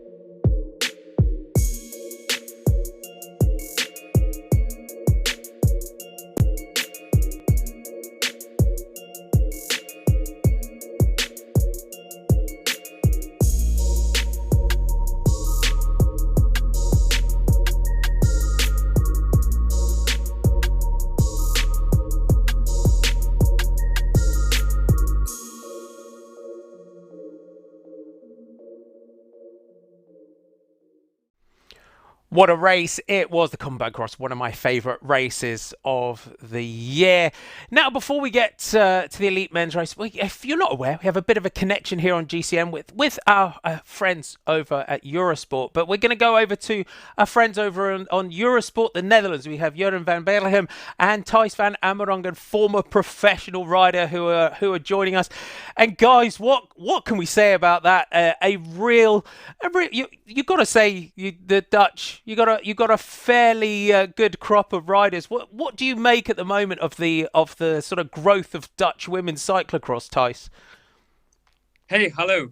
Yes, it's a bit a bummer for us because I'm from Belgium and he's from Holland, so that's a bit different for me. But he will be happy. I won't be happy that much, so that's a bit a pity for me. Yeah, the Dutch ladies are riding for some years already. Of course, really good and on every place in the top 10 you see 5 or 6 Dutch women, and I think that's a result of years and years of good training and how do you say it, good work from the teams and also from the KMU. So, and they have good opportunities to train in Holland and learn a lot from the coaches. So I think it's not coming from itself. It's really years of work after that. And the rivalry between the Belgians and the Dutch, it's a bit like we have in between England and Scotland, or England and Australia as well. It must get fairly physical in that commentary box sometimes. Yeah, it's it's less than before, because before, you remember Groenendaal, Nees and the Wellens, that was a fierce battle, but now they are friendly against each other. So we are friendly against each other as well in the commentary booth. We try to, but sometimes, we can debate whether Van der Poel is Belgian or not, because he has also Belgian roots. He lives in Belgium. So if he's Dutch or not, that's the question. Now, Thijs, as a former pro rider, what do you make of the phenomenon that is Mathieu van der Poel? Yeah, I know it's we discussed it a lot in the races already on Eurosport, and yeah, it's a phenomenon. It's unbelievable what he can do, what his power is, what his technical, how strong he is, and yeah, I don't think there's any rider in the world who has that ability, has ever been there, and especially in cyclocross, of course, but also on the road. If you see, he wins the Amstel Gold Race and all the other races on the mountain bike, and yeah, there is no rider who you can compare with him, because he's so good. And yeah, we can talk about it for hours and hours, but in the end, he's just extraordinary. And Jeroen, last week in the European Championships, we saw kind of almost what the Belgian team could do when they work together, and we saw it yesterday in Tabor with Michael van Turenau and Elisabeth, bringing in the team tactics, which is something we haven't always seen in cyclocross. A lot of the time, riders were within teams, but racing as individuals. Yes, that's right, because they know otherwise they can beat Van der Poel. And we see now Van der Poel is not in his best shape. He says that also. He's not very good, but still he wins. And now there is an opportunity to act as a team and to win. But otherwise, when he is on his top level, you can do what you want. You can be a team or not be a team. He will win. But now the level is so high in the Belgium team also, near Van der Poel's level. So that's why they can win if they really are a team. Okay, right. You guys have got to get ready for commentary as well. Thanks for joining us. We'll check in with you again very soon. Thank you. So that's our colleagues over there on Dutch Eurosport. I'm going to bring back in Jeremy Powers, of course. He's over there in the USA. It's early in the morning for Jeremy. Jeremy, looking at this course in Hamme, it's looking like it's like lightning quick today. It's probably the best description. Yeah, I think it is very, very fast. It was great to see Thijs and the Eurosport crew over there. I raced with Thijs many times in my career. We became pretty good friends. Always great to see a familiar face and to see someone also still promoting cyclocross and pushing it up. But yeah, we're here in Hamme today, one of the faster tracks, something completely different than we even saw yesterday at Tabor, or something completely different from the first race in this series, which is the DVV Trofee, which is what's taking place at the Koppenberg. So totally different tracks. This one is an absolute scorcher. We saw the women's race, really exciting, very fun battle. The time gaps are super low here, and I hope that we see the same type of battle in the men's race. So yesterday we had the great battle in Tabor in the Czech Republic. Everyone's kind of hot-footed it back to Belgium for this one today. Let's have a little look through the start list. So Mathieu Van der Poel, he's here looking to double up. As he said, he keeps saying in his interviews, as Jeroen said at the beginning there, he's not got great sensations. He's had a very emotional week, of course, with the loss of his grandfather. And yeah, we really send our love out to the family. He's very, very emotional. But, looking at Van der Poel, if he's still winning in that manner and he's not on his best form, it's pretty ominous, isn't it? Yeah, he's definitely having to work harder for it. I think that he's probably a little bit frustrated by the fact that he is having to work so hard for it, knowing that there's a wick that's going to slowly continue to burn down, and there's not going to be as much energy going in and out. I think that he's having to work harder than he ever has for these. We see Yanni Vermeersch there starting to adjust his glasses. We're going to be going across. That is Eli Iserbyt, who has been the biggest competitor to Van der Poel this year and is currently leading the World Cup, has been a very strong force this year. Then there is the king, Van der Poel, here looking very serious. Again, all of these riders coming back from Tabor yesterday from the World Cup. There's Toon Aerts just chilling. No glasses today for Toon Aerts, interestingly. Surprised by that. It's such a fast course. Going to have watery eyes. Michael Van Torenhout, also very strong showing at the European Championships. Wasn't as much in the front of yesterday's race as I would have expected, but still having an incredible season. Tom Mewson is just back there. Then we've got here, it looks like maybe it's Lauren Sweek. Sorry. Lauren's also choosing for no glasses, potentially because of the dark, the shade that's underneath the trees as they go in. Lars van der Haar getting on the podium yesterday in the World Cup. Awesome ride for him. And then we have Corne van Kessel rounding out that top 8 there on the front line. Corne van Kessel had a great start yesterday. For me, we've said it in commentary of the last couple of weeks, Lars van der Haar is looking really, really good. He's looking very much like the Lars van der Haar of old. Yeah, I think he's got the momentum. I think he's got the ambition. I think that he has the maturity. I think he's one of the older riders in the group now. He's not even 30, but he is. So he has a lot of things that the other riders don't have. He might not have the explosivity of the 20-year-olds, but he definitely has the determination of a more maturity than these riders. So here we go with the start line as it comes up for the green. Away we go. We are off and racing. Mathieu Van der Poel gets that front position off the start line. Great field that we've got assembled. Toon Aerts, Michael Van Torenhout, Lars van der Haar through the line. And it's Van der Poel leading out here from Iserbyt with Toon Aerts well up there. Toon Aerts will be looking to try and find some success. And you can see this course. Beth Crumpton was telling us through the women's race, it's very much a Griffo day today. I can imagine that. Yeah, the grass there, kind of just a little bit slimy on the top. Definitely fast track. Don't need more than that. A bigger tire would just be rolling all over the place. I would expect even potentially some slick tires, from the riders with really good bike handling. But one of the things that I think is cool here, Marty, is that Van der Poel knows this course. He's won here the last 3 years. He's not playing games. He came off that start straight like a rocket ship. He's not playing around. He wants to make sure that he takes this race. And like I said, in the women's race, he doesn't want to lose any time in this first lap by having any errors, anyone making a bobble in front of him, having to come through the traffic and make the race harder on himself. He needs to be really, really smart. As we saw a rider riding the course, on that right-hand side of that, didn't know that line was possible. Was that Michael Van Torenau that managed to ride that? It might have been one of them. It might have been Dieter that managed to ride that one. But that's the first time that we've seen anyone ride that line today. It's Toon Aerts now that's got the front position. Mathieu Van der Poel, Elie Iserbyt, Laurent Sweeck, Yanni Vermeersch, Tim Merlier, Corné van Kessel, Michael Van Torenau, Tom Meusen going through. So that's the order at the moment. Very, very fast start. Let's run you through your start list just so that you know who's here and who's not for you fans around the world. So Van der Poel, it's all the names that we've just mentioned: Jens Adams, Merlier, Jim Arnouts, Vinnie Bastians, Nicholas Kleppert, Thijs Aerts, Lander Locks, Jorben van Tichelt, Dario Thielen, Thomas Edhofer is here for German fans, Yannick Peters, Thomas van der Velde, Trigo Florian and Dubo Lucas from France, Dieter Sweeck from Belgium, and Andrew Giuliano from the USA, wearing 32. So no Tom Pidcock for British fans today. Him and got some messages from Cameron Mason last night. They're having a well-deserved rest day today after that Tabor World Cup.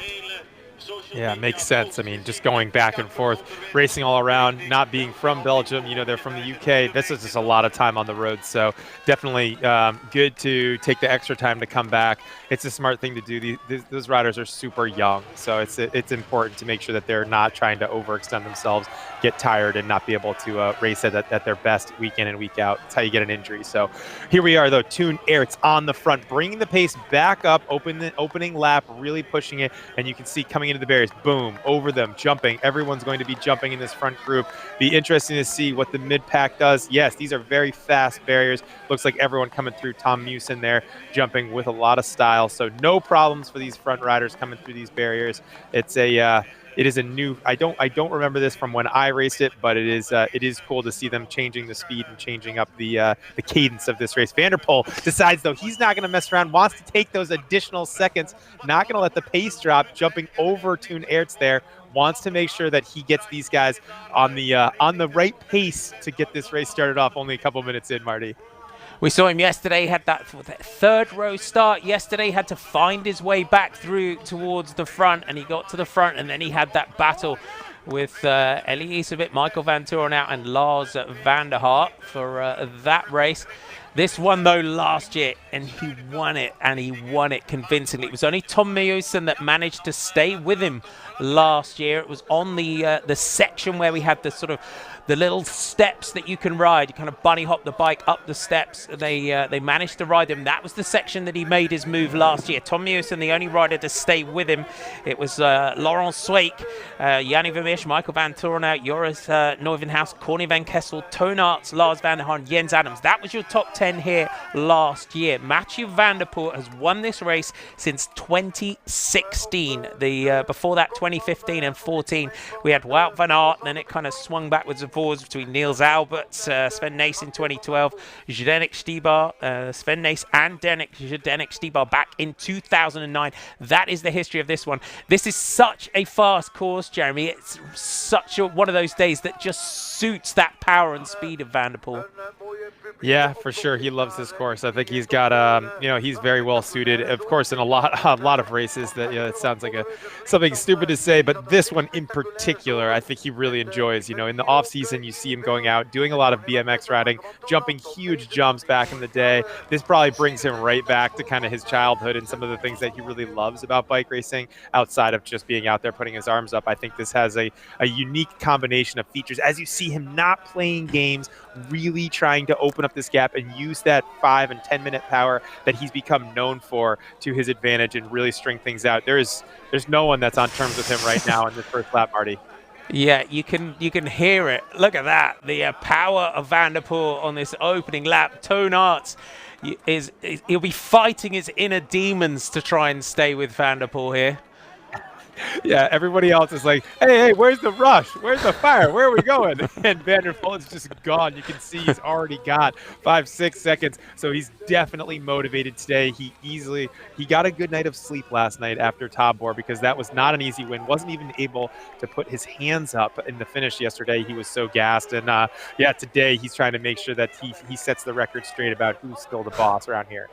Look at the speed through this section. Van der Poel with Arts clinging to his coattails at the moment to try and stay with the world champion. Already on this opening lap, 2 riders have gapped everybody else at this one, just not giving anyone a chance just to recover and right from the travel back from the Czech Republic and just find their groove for today. Yeah, maybe did a longer warm-up to be ready to do this first lap all out, knowing that, you got to ride a little bit of the race out as he bends the tape here, using the entire course, coming up onto that start-finish straight, just almost hitting that outer barricade there as he comes up onto the road for the start-finish. Yeah, I was going to say that sometimes when you want to get ready for a race, and you can do a little bit longer warm-up to kind of get I call them gremlins out of your legs after such a hard race. But Van der Poel, I have no idea what his protocol is, but definitely a little bit longer warm-up to be able to kind of get your legs up to speed, to feel good. And this is where he really shines. His ability to recover after doing a big effort is what we've seen from him in the stage racing. It's what we've seen from him on the mountain bike with the short track and then the XT racing. He's been able to recover faster than the other riders that he's gone up against, which has given him a significant advantage in the races that he goes head-to-head with the best in the world. There goes Dieter Zweig through there. So Bastian's Earnouts, Dubo, Van Kessels, the French rider there in the blue Klepper, and Adams. So Toon Arts here has managed to stay with Mathieu Van der Poel. What Arts has got to almost do here is just hang on for as long as Mathieu takes to maybe just have a little look around and think, okay, I'm in a race now. Yeah, whoa, as we see 2 riders kind of coming in there, you can see, Marty, it's just one line. It's just one line through that section, but you saw them trying to come in on the inside, and another rider just saying, that's not happening here.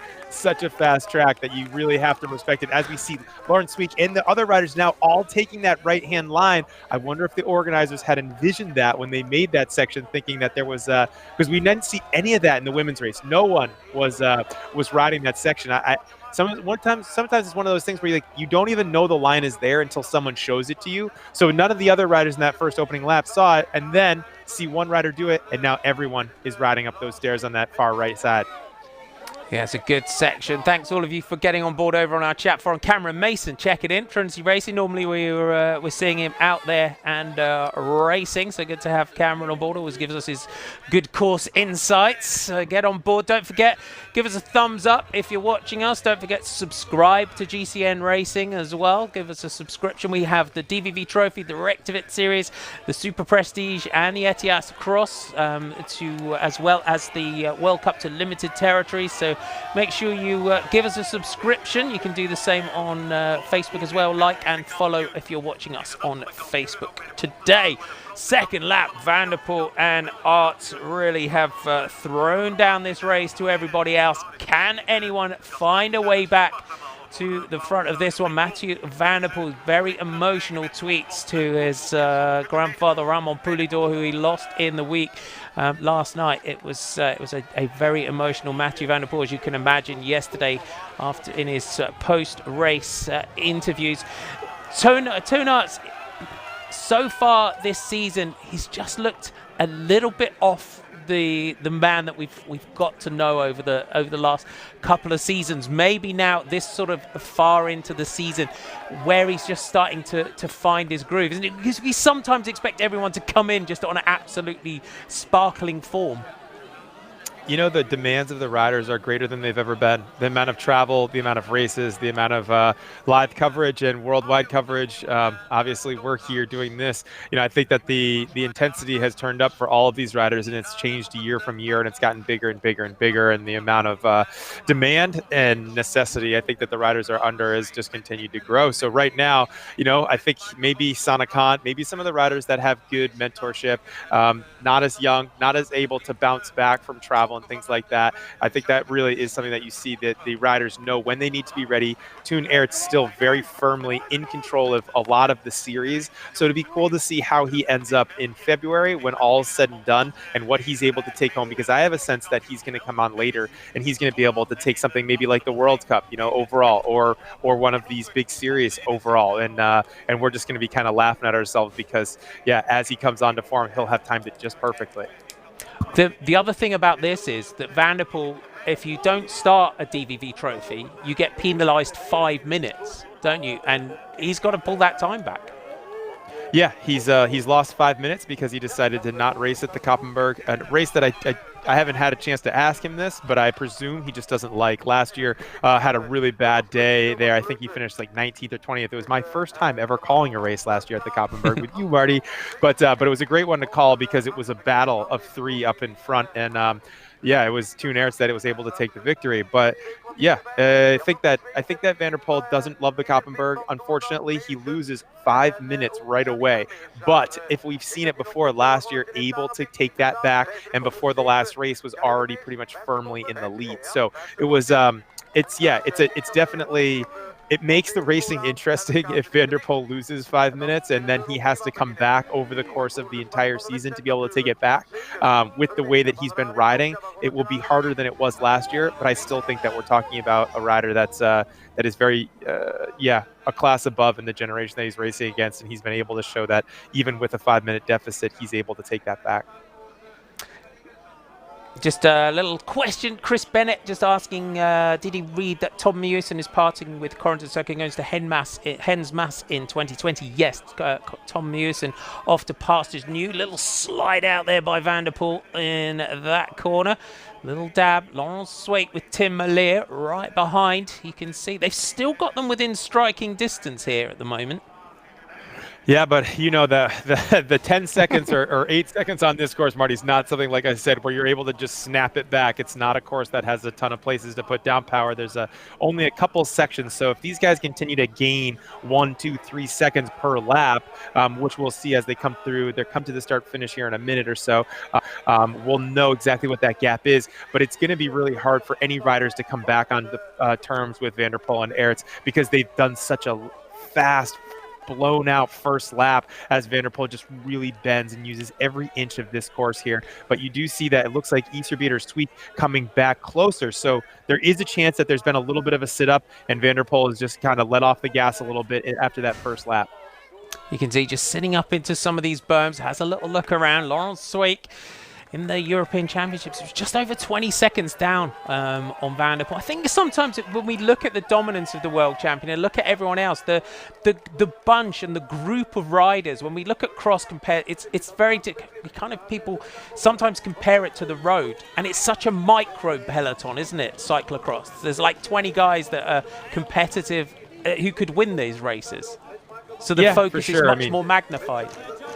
Yeah, it is, and I think that's been good and bad. I think some riders have said like, hey, the cyclocross peloton isn't strong, or Van der Poel beats these riders because there's not any other good riders. That's just not the case. It's a smaller peloton, but it's a group of very talented riders, as we see there. Sweet coming back on, Tim Merlier, Iserbyt, Matthew. It looks like it was Michael Van Torenhout coming back on, Mewison, all in there.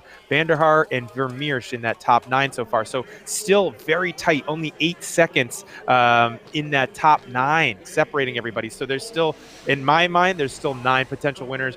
Looks like Dieter Sweek is about 20 seconds back in 10th place, and then the next group of riders which we're seeing come through here. So still a very tight race on a course like this, though. Like I said, super hard to be able to make up time, but Aerts punching it out of those turns. Sweek able to come back on. You see there on the left hand side, that's Wellens in that in that bright bright yellow and blue jacket, giving a little bit of a heads up to Tim Merlier and Yanni Vermeer. Hey, guys, this is what's going on out here as you see them all taking that right-hand line. So this front group, Tim Merlier and Laurent Sweek getting back into here. And the leading group now up to 4 riders. That opening lap, and Toonarts you can see here just having a little glance down at the gears through there. But Merlier and Sweek. So you've got Telenet Bauer's lines, Corendon Circles, Pausaus and Bingo on the Craven Freistadt team that are now represented at the front of this one. So we're starting to see that we've got a race on our hands. There's Van Toren out. Let's have a little look here at Toonarts here. Just has a little look down at the bike. It's an ominous sign, isn't it, sometimes, with the rider looking down. Hopefully not a mechanical for him. Doesn't look like it. Looks like he's fine. I don't know if we'll know if he takes a bike, if there's something going on. Potentially just a small thing. As they go up those Toyo tires there, they jump over those. Boom. Aerts has got a small 2-3 bike length gap now on Van der Poel on a really good day. Maybe just opened up the legs yesterday at the World Cup. Was just off the front group, but closing the gap consistently yesterday as they raced in Tabor. But Toon Aerts here really pushing the tape as they're going to come into the pit area in a second. Be interesting to see if he decides to take a bike or not. I have a feeling that was just a what gear am I in? I thought I was in one gear and I'm in a little bit too easy of a gear and I don't want to be in that gear. So I got to look down and find out exactly where I am, or I'm not sure. He was running a single earlier in the year. He may be running a double chain ring now. Maybe thought he was in the big gear, ended up being in the smaller gear. So not totally sure what happened there. So just under 7 minutes lap the lap. Toonarts on the front into the planks. Did you notice, Jeremy, over the years as a pro, when the speed through the plank section of races has just got faster and faster, because no one really ever checks the speed anymore, do they? You can see with everyone, it's just full gas into them. Truthfully, for me, it was I remember when Van der Poel came over and did the World Cups in the United States, and I tried to follow him through the barriers. I thought, I've been jumping barriers my whole career, and I saw Van der Poel go through, and without kidding you, I think he did it 4 or 5 seconds faster than I did in one felt swoop. That was only seen by maybe Tom Musin before in the past, where they would jump without even touching the brakes and coming into them, potentially even faster than they were like riding. They almost sped up going into them.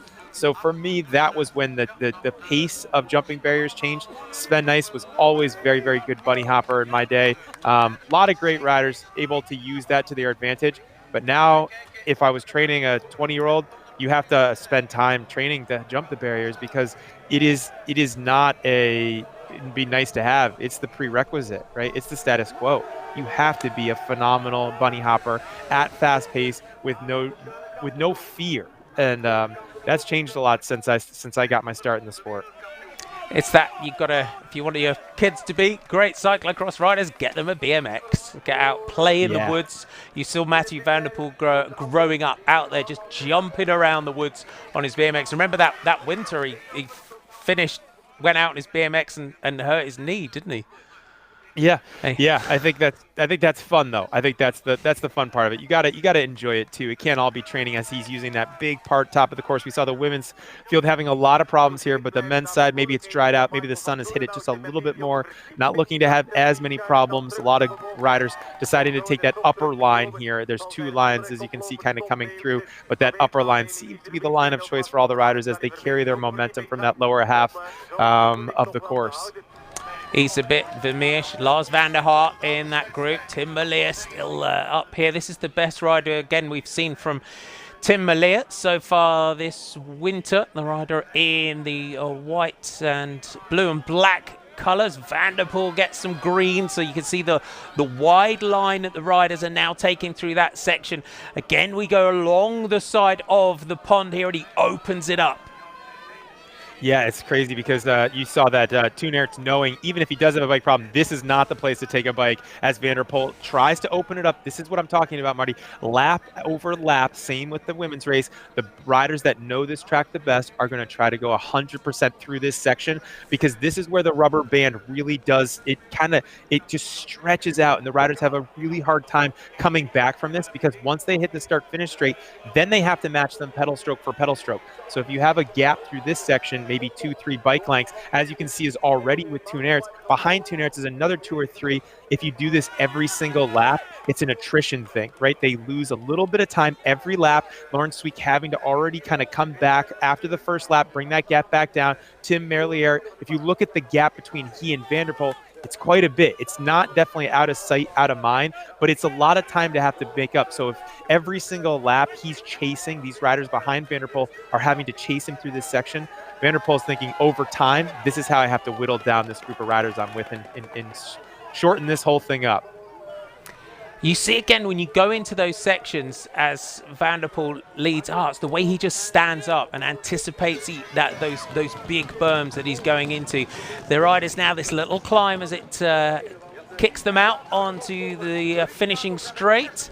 So it's Mathieu Van der Poel that's leading it out here from Toon Aerts, with Laurens Sweeck fighting to try and stay in contention here. Van der Poel around the side of the lake has opened up that gap again. Just 2 seconds. They've got to close it, and they've got to close it quick. Lap 4 of 9.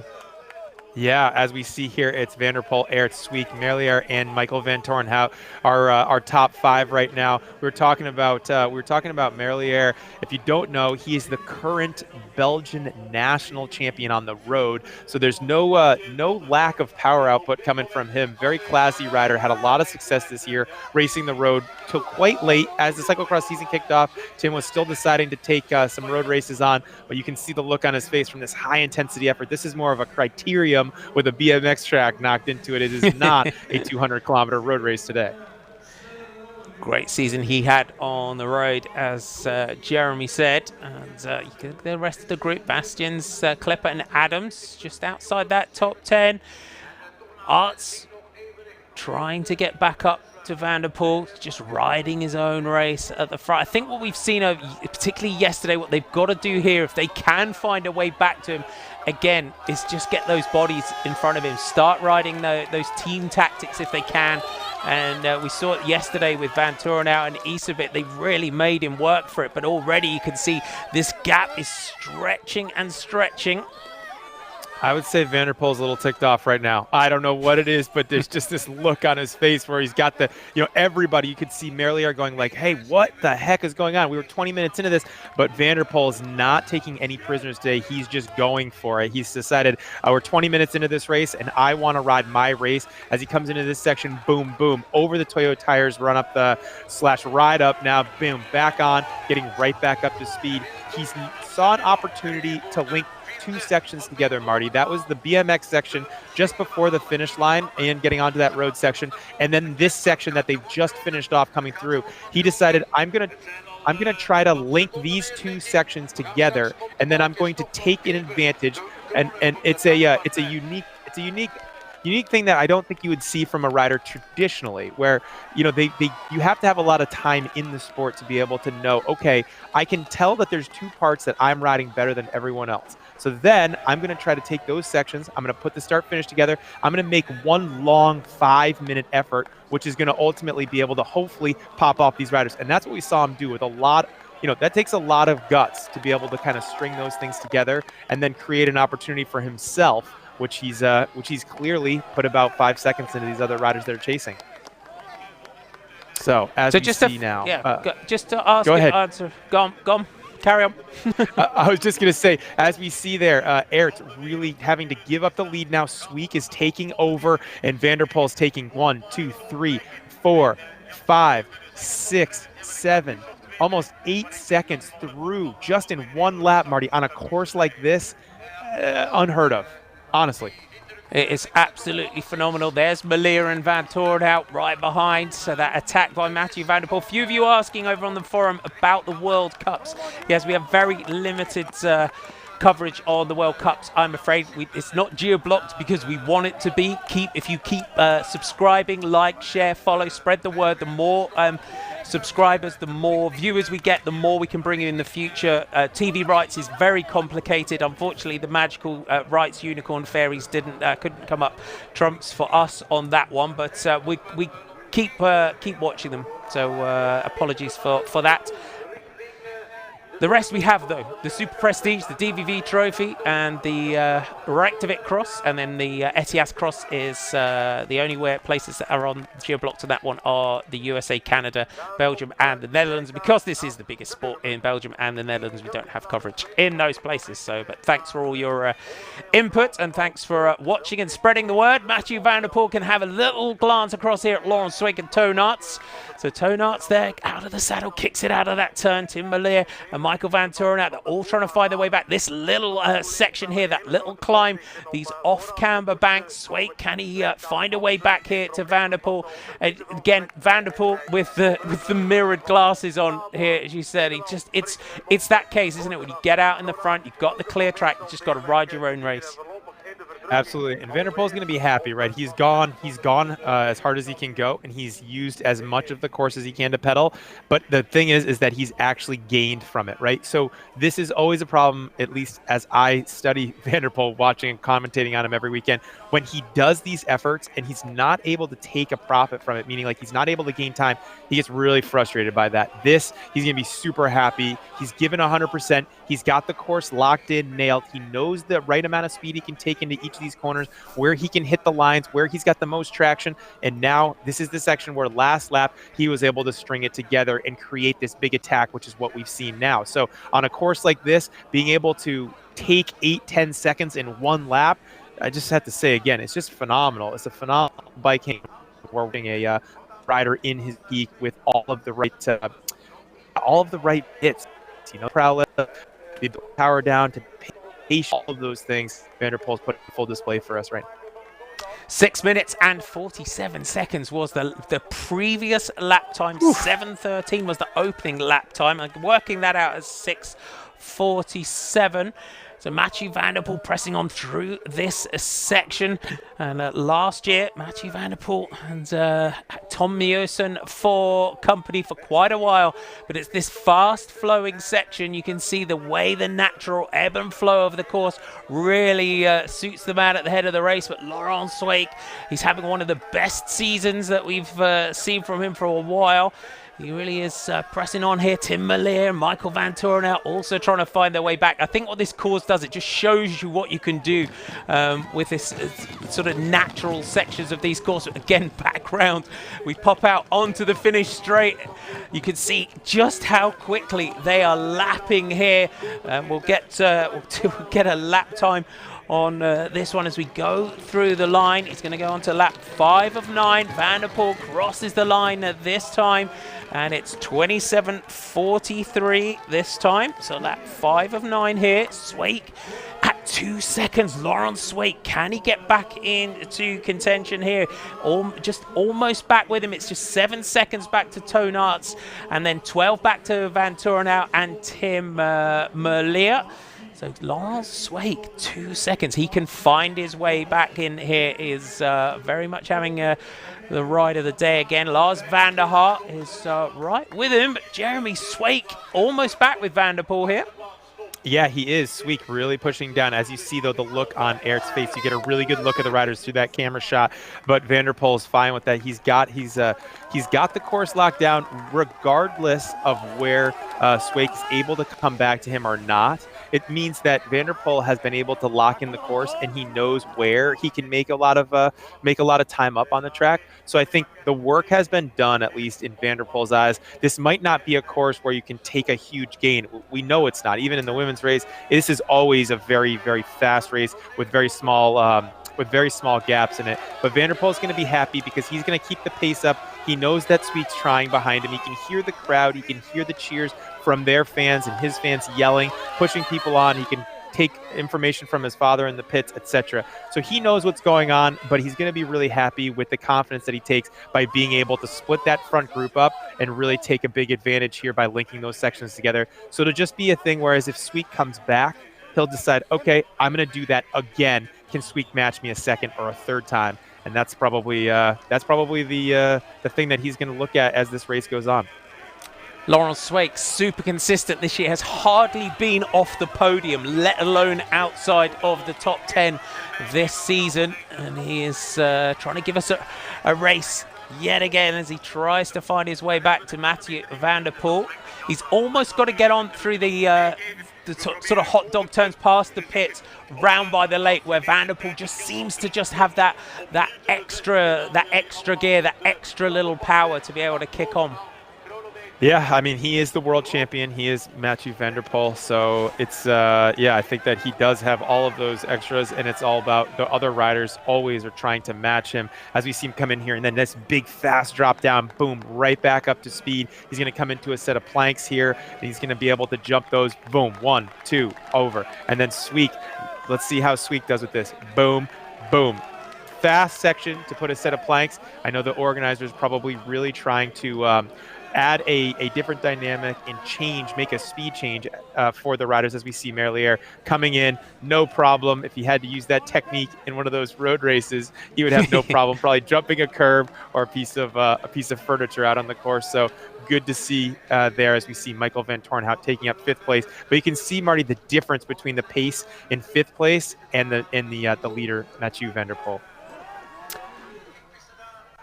Van der Poel is on such good form already. You can see already keeps looking at where Laurent Sweek is, just checking where the Pau 1000 bingo rider is. Won that opening race in Eeklo way back at the beginning of the season, won the Trek Cyclocross Cup race 1 over in Waterloo. So he had a victory over there. He won the GP Pelt, 3rd in Gavra, 2nd in Rudeverde, 3rd in the European Championships, 2nd in Niel as well when Jeremy was with me last week. So he's having a really, really consistent season. Yeah, as you see here, the riders are. This is a unique course, Marty, because as you see, Michael Van Tornhout's saddle is broken there. I don't know if you can see that. Looks like a bolt has broken. He'll need to get into the pits to get a spare bike and get that switched out. Not good. Maybe one of the really technical sections here maybe had the weight on the back of the bike and just popped a bolt, and now that seat is pointed straight up at the sky. That is not a good one for the course like this. Here we're going to see maybe Merlier coming over, boom, and now we can see Michael Van Tornhout. There it is, the seat dangling. So he definitely has lost a bolt. Whew, that's not good. That's what I was talking about with the difference in speed. So definitely has a difference in speed because of a problem with his machine.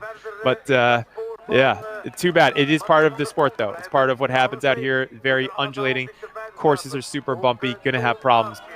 Back to what I was saying before, Marty, about the course. It just has so many different types of terrain here. You've got grass, you've got running track, you've got asphalt. There's a lot of different stuff going on this course here today. There's indeed Van Tornhout. You can see with that broken saddle, he's got to ride out of the saddle now all the way back round to the pits. And that's the point, Jeremy, isn't it, where your legs are just starting to burn. Yeah, you can't weight the bike up as much as you'd like to, so I'm sure that's not going to help, his cause today. It's an unfortunate reality that mechanicals are part of the thing that happened here, and one over-tightened or under-tightened bolt with all the travel and everything going on. As we see Van der Poel here on the outside of the lake, really ripping that track from this shot is a unique perspective into how these guys are coming through. But we see now Michael Van Tornhout saying, like, okay, I'm not going to be able to go all in on today. Boom, couple bike lengths there. Right back on the machine, hops in right now back in it with Tom Mewsen. And as Mewsen goes down, and Michael Van Tornhout, just a myriad of issues today for Van Tornhout, as he has a day of it here in Hamme. He does, and the general classification overall comes out there, Tom Mewsen, and out of that corner, just slides out there. Yeah, it was interesting because I think Mewsen had to change his line. That wasn't the line that I think Mewsen wanted to take, but Michael Van Tornhout, as you saw him come out of the pit, he said, I'm coming in. And then Mewsen was like, oh gosh, I have to come inside. That's not the line that any of the other riders have been taking. Everyone's been going to that outer part, really going for that green grass. So Mewsen was forced inside and then just wasn't able to kind of take the turn at that speed with that tight radius, slides out, and then Michael Van Tornhout runs over his rear wheel. It's not a good look. It's not. They're coming through again onto the road. Sweek is, you can just see how quickly that they are lapping. It's sort of, you go around a little ebb and flow. We're back out onto this little section here. Your third place rider, Toon Arts, of telling about what's lines. The Belgian champion in the cyclocross, the Belgian road champion Tim Merlier behind him. 34.29 for Van der Poel as he goes through there. Sweek just losing a couple of seconds, but still in contention at 4 seconds. Lap 6 of 9. Toonarts losing time here. It's going to be 18 seconds for Toonarts as he goes through the line there. 18. Merlier is at 21. Gut feeling here. Sweek still at 4. Can he get back? Yeah, you can just look at their faces and they tell a story, Marty. It's they're focused, but they're going absolutely as hard as they can. You know, the Sweek is shown himself able to come close. He's been in the hunt for it. He's been in a lot of second places behind Van der Poel this year, so it could just be a matter of time. But I have to say that Van der Poel looks like he's got phenomenal legs today. He's able to kind of use this course to his advantage. He feels very confident and in control. Haven't seen very many slide outs once he got this course locked in after about 20 minutes. We haven't seen him have really any issues with the lines that he's been choosing, although the course changes throughout the course of the day. And yeah, it gets slicker in certain areas. He's able to really rail these corners, hit these lines, and he's been riding everything pretty consistently since that 20-minute mark. What a race we have. Mathieu van der Poel with Laurent Sweek trying to find their way back. Big shout out to Antoine and Camille over on our chat forum. Raced at Beringen and Gavre, try to get that right. And she will race again at Diegem and Bredene. So Antoine and Camille over on our chat forum. Keep battling on, digging in there on the inside. Ellie Isabitz, so the leader of the general classification. So if you weren't with us earlier, remember this is done on overall time. It's not points. Mathieu van der Poel has got to gain back as well. If he wants the DVV Trofee overall, 5 minutes for not starting in the Koppenberg Cross. That's the time penalty that you get. The general classification going into today's race was Eli Isabit, after his win at the Koppenberg Cross, was leading Tom Pidcock by 36 seconds. Pidcock having a rest day today after the World Cup in Tabor yesterday. Van der Poel onto the steps, making light work of those. Michael Van Torenhout was third going into today at 1 minute 44. Toonarts was at 2:13 in fourth. Lars van der Haar at 2:27. Tom Mewsen sixth at 3:01. Corne van Kessel was seventh at 3:10. Eighth was Tim Merlier at 3:29. Then Jens Adams at 3:43 and Jim Arnouts at 4:27. So looking at the order of the race at this stage, some big winners and losers here at the moment. Absolutely. Yeah, I mean, this is the way that they have this classification set up. Like I said, it really does it benefits the consistent, you know, so there is a real opportunity here for a rider that's consistent throughout to be able to take the victory in this. And it's not a cheap overall prize purse. It's somewhere near, I believe, 30 or 40,000 euros to take this one overall. So these riders are going to be motivated on top of their individual racing money that they're taking and their start contracts. There's a lot of reason to be going 110% for these races. As we see Van der Poel coming off the slick grass onto the pavement, we saw Tim Merlier have a problem with that transition earlier. The riders having to change their lines just a little bit throughout the day as the track changes and it gets more slick in certain spots. It's been cool because Van der Poel is putting on an absolute masterclass here. Laurent Sweek keeping him honest at about 5 seconds back, not giving him anything. If Van der Poel makes one mistake, Sweek is going to be right back on him. The gaps as well. When you look at the problem that Michael Van Torenhout had, and we've said for the last, I don't know how long, because we were here commentating on most of Mathieu van der Poel's 96% winning rides of his starts last year. But those little mechanicals, you saw Michael Van Torenhout, the saddle comes off, 20 seconds, 2 seconds, 5 seconds, 20 seconds just disappears, doesn't it? That's what you've got to kind of put into perspective. Yeah, it's just a recalibration for Michael Van Torenhout at that point, right? I mean, something goes wrong, but you know that you're not giving up on the day, but you do take a small breather and you change kind of the tempo. You change what you're thinking about. It's like, okay, I've had a problem. That's not great. I need to get this bike fixed. Then I need to get on with it. But there's something called over racing. And if you're in that position where your saddles come off and you're like, oh no, and you're just absolutely freaking out and you're over racing everything, trying to be frustrated about it and use energy where it shouldn't. That's not a mature rider. That's not a rider that's going to have success. Instead, he's got a problem. He goes in the pits. Yep, okay. Now he's back on the machine and he's going, and he's just going to kind of conserve, because at the end of the day, what's he going to lose? 30 seconds? Yeah, he's not going to be in the top 5, but he's going to lose 30 seconds. It's not a huge thing in the overall of this. 30 seconds can go away in one of the upcoming races pretty quickly. Round the side of the pond, round the side of the lake, Van der Poel. This was the section that really suited him. Again, the power of Laurent Sweeck. The difference in stature, Laurent Sweeck, bit of a unit as well. Good, powerful rider. Absolutely, yeah, big rider, able to carry a lot of momentum through this. Definitely, technically very, very strong. Raced against Lawrence a lot, and his brother Dieter. So yeah, Lawrence just has the big motor, man. He's a V12 on and there's other riders, different V8s, V6s, duked out, four bangers. There's all kinds of things that are out there right now. It's good to see him having success on this course, because I think that it shows his ability to handle his bike and hold his momentum and make sure he keeps off the brakes in certain spots, as we see coming in. Van der Poel throwing those glasses off as the sun tucks away. I think it's hard underneath those shaded trees, Marty, to be able to see the course fully, as the sun has now gone away. We don't see the sun in the shadows as much. I think it's just too dark in the woods to have the glasses on with the mirrored lens and everything like that. That's why we were seeing a lot of riders in the men's race in the start line without glasses on today. Laurent Sweeck, though, is giving us a great battle here in the Hamme DVV Trofee round 2. It means that Mathieu van der Poel cannot let up at all. He knows that if he does, Laurent Sweeck will be right with him, and Sweeck out of that corner looks up, keeps Mathieu van der Poel in his sight. Toonart with Tim Merlier right behind him. These two are locked in a battle for that 3rd spot on the podium. Van der Poel goes through the line, and lap 6 of 9, so 41.17 was the time gap going through there. 5 seconds, just 1 second lost. It's 1 second, but he's still holding him here, Jeremy. He is, but I always worry when I see Van der Poel decide to tighten his shoes up. We've seen that happen again. That means that there's something coming.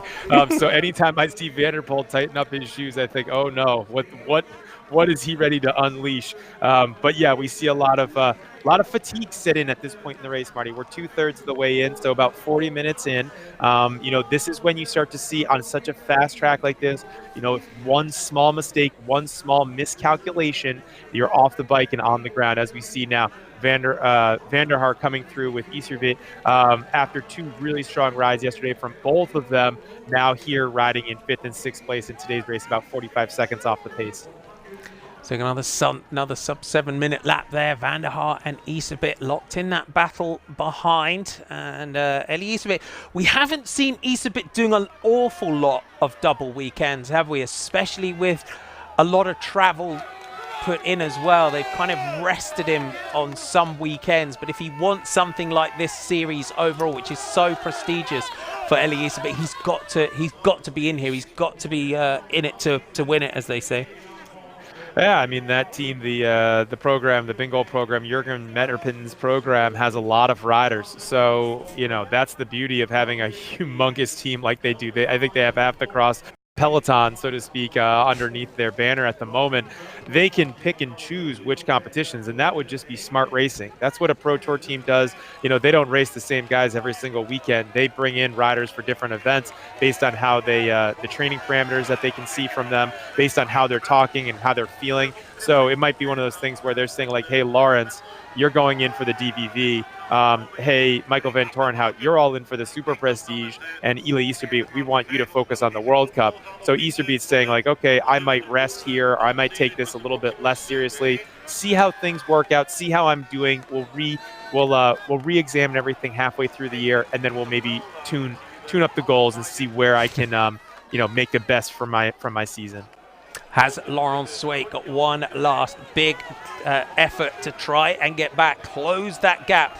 It was 2 seconds, then it was 4, then it was 5. He's not losing much time. He's still holding the world champion. Van der Poel again will know that he's been in a fight on this one. This man here for Paushausen Bingo, it's again just trying to get back to that lead. Then there's the battle. Melier is almost back with Toonarts here as they get into the steps. The Kriefenfriedstad's rider gets onto the Telenet Bauhaus rider, the Belgian champion. Oh, these two locked in a great battle here. It is, yeah, and it is. These front two are off, but this back riding for third place, Merlier getting back up to Toon Aerts. Now as they come into the barriers, Aerts, boom, boom. Merlier also no problems going through there.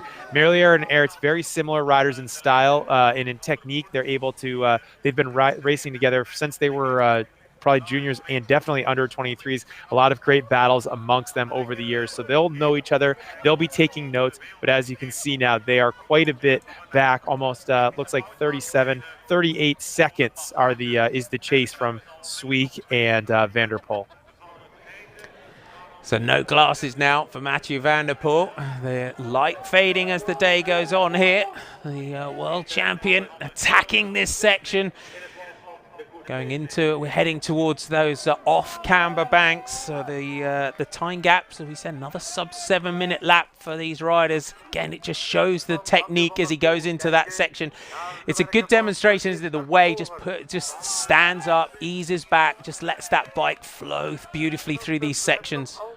Yeah, as you can probably imagine, you're dealing with so many different things going on there, as this is one of the parts of the track where you can do a 180 and see back to check your gap each lap. Like, okay, I'm 3 posts, now I'm 4 posts. You can really time the other rider to see if you're getting any time back. But as we see now, Aerts and Merlier coming into that section where we just saw that cool shot of Van der Poel. It's very unique to be able to have to make sure that you weight the tires up correctly in this section, get the weight back, lean right, then quickly shift your weight, lean left, but not too fast so that you lose the traction and end up on the ground, because it might not look like it on TV, but it is a very, very fast section and it would hurt to hit the ground right through there.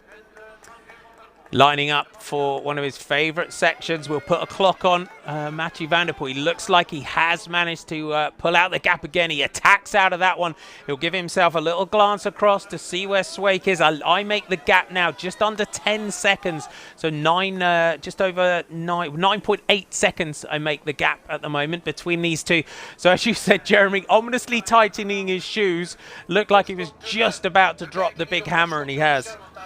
Yeah, he likes to come in with a nice lead. He likes to be able to put his hands up and take a little bit of a breather. I think if Van der Poel had his way, he would prefer to take the last lap easy. Oftentimes he has such a big gap that he ends up slowing down and taking the last 5 minutes or 6 minutes of the race a little bit easier when he's got a big gap. Today, on this course, that's never going to be the case because the gaps just aren't that big. So he knows that he has to race this one differently. It's going to be an hour, all out, full-time effort with a lot of explosivity. But if you think about the racing as training too, Van der Poel is probably a little bit less trained in this type of effort, although he is Mathieu Van der Poel. I'm sure he's actually enjoying this because as this race kind of marinates and settles into his legs, he's going to be better for it throughout the rest of the season because it's very much like a high hit motor pacing session probably, which is he's used to, but in a way that you can't replicate in any other way than racing. There's a lot of talk of Mathieu Van der Poel's shoes over on the chat forum as well.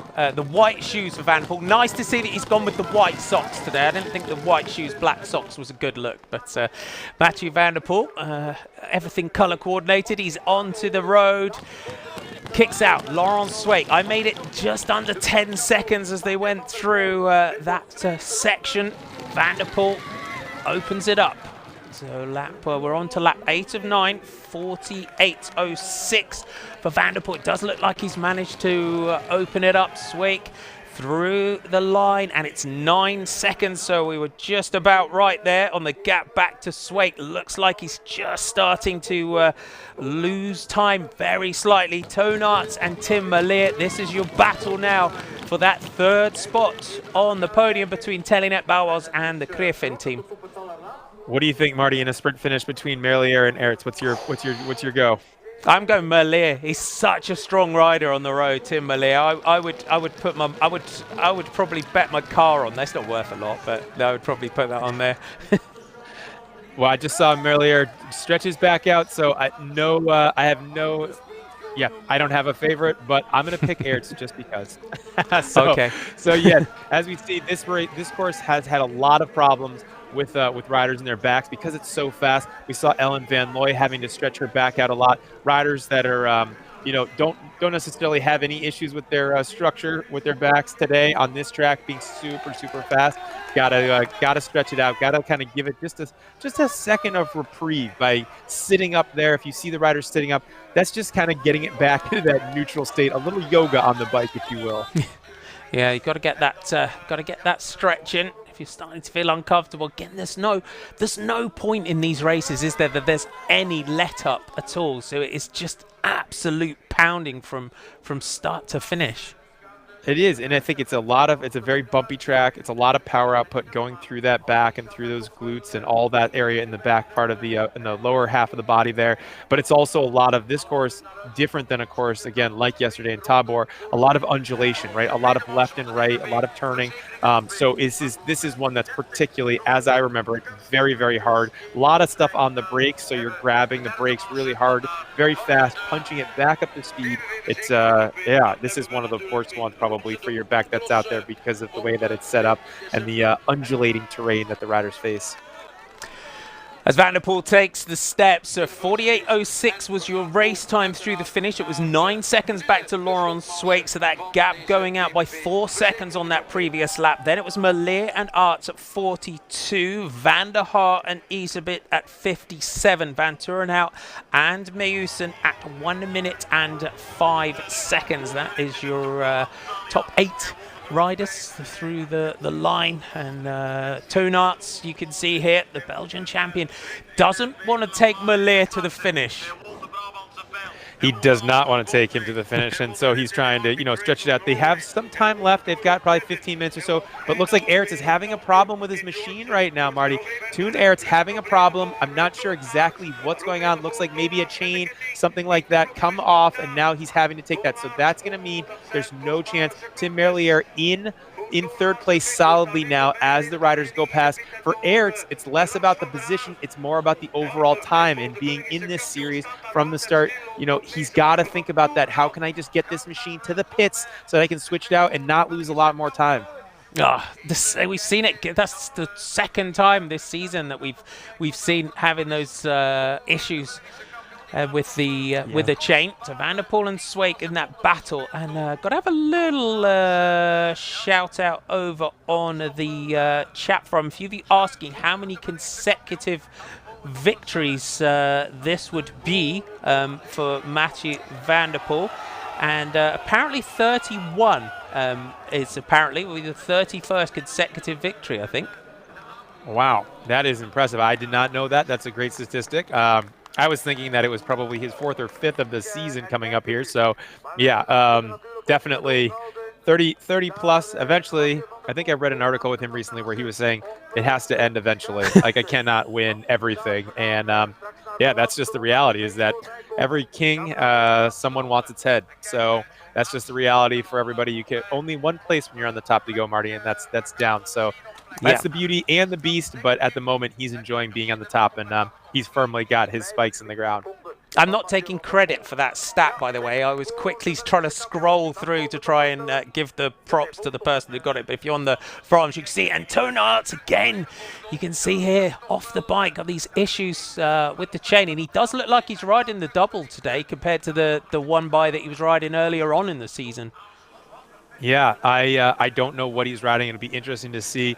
Definitely be curious to know what component failed there. It's hard to know, whether that was the chain, whether it was a chain guard, a chain catcher, a single, a double. I literally have no idea, but definitely not good to see. Something to think about with the mechanics. A lot of riders, these riders either use Shimano or SRAM. Another problem with this, maybe a bent chain link. Who knows what he's got going on? But there's definitely a problem. But again, in the DVV Trophy, Marty, this is where he's going to have to pick his head up. He's going to have to keep on going. He just can't seem to quite get it right. Oh no, coming in, okay, boom, and then he's having a problem. It's just come off again. I think that he's just got the wrong tension or something going on. It looks like the chain's coming off the ring. So I was just saying, a lot of riders having success using these systems, and it's definitely something that's probably on his end not meshing well with the with the day. Unfortunately, just something maybe in travel has gotten mixed up, and yeah, he's had to pay the price today, unfortunately. Oh, what a shame. I know a lot of you are big fans of Toonarts, and we are here. He was very gracious with his time last winter as well for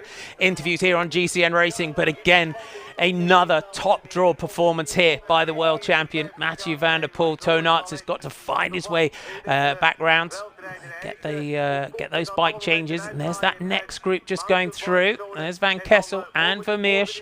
The camera's going back here to Toonarts, and the next group behind it just means that we start to get a little bit more of a glimpse of that group behind. Here comes Van der Poel through to the end of this lap. As you hear the fans just pounding. We'll get the bell this time. Yep, the fans are just pounding on those barricades on the side there, just yelling for the world champ. They're out there to see him do his thing. As you can hear them, boom, boom, boom, boom, boom. He's coming through. Looks like the last lap of the race for him. He's got his head down, as we see now. Toon Aerts getting that pit bike. Definitely going to be frustrated with that, but that is part of the game. You have to know that you're going to have a mechanical at some point in the season. Hopefully not when you're riding for a podium position, but that's just how it is. As we see Sweek coming through here, losing more time, about 10 more seconds from the last lap. He's back there, about 20 seconds back, and Van der Poel looks to be in complete control of this, as he's got about 6 to 7 more minutes of racing to go. So Laurent Sweek, he really has given us a great battle today. He has the PAL 1000 bingo rider. As Tim Merlier, unfortunately, the battle with Toonarts. Toonarts having those mechanical issues. 1 lap to go for Merlier. And then Isabit and Van der Haar are in their own battle behind with Van Torenhout and Meusen, who are also chasing down those riders in front of them. Meusen comes through on the inside, so Lars Van der Haar attacking Eli Isabit with 1 lap to go. So they're still within just over that minute, 1:06. 4th and 5th, so Isabit's not having the day that we have seen recently from Isabit. Probably maybe a little bit tired from yesterday. A lot of people asking as well on our pronunciation of Toonarts. So Toonarts, when I asked him, it is tone, as in with the O, as we say boom. But tune is how we say it in English, and we give that because we love saying tune because it's such a great name, don't we? It's great. Yeah, I think. Yeah, the pronunciation is never the same. If I'm in France, it's Jeremia. When I'm in Italy, it's Jeremia. When I'm in France, it's Jeremy Puers. So I have respect for everybody. It's all good. We try to get it as close as we can. But I think that anytime I'm there and I'm talking to the riders, no one has ever said, hey, this is how you say my name. I often ask, though, like, hey, how do you say your name? That way I can replicate it in the coming as best as I can. But, accents, pronunciation, that's just part of the life of a commentator. You've got to remember that we do have regional accents as well. We do our best. Van der Poel, this final lap, Mathieu van der Poel takes those steps in his stride. Another amazing day out from him. This man, though, I got to say, though, I'm such a fan of Laurent Sweek. Over the years, he's a battler, isn't he? When you look at his little prize fighter.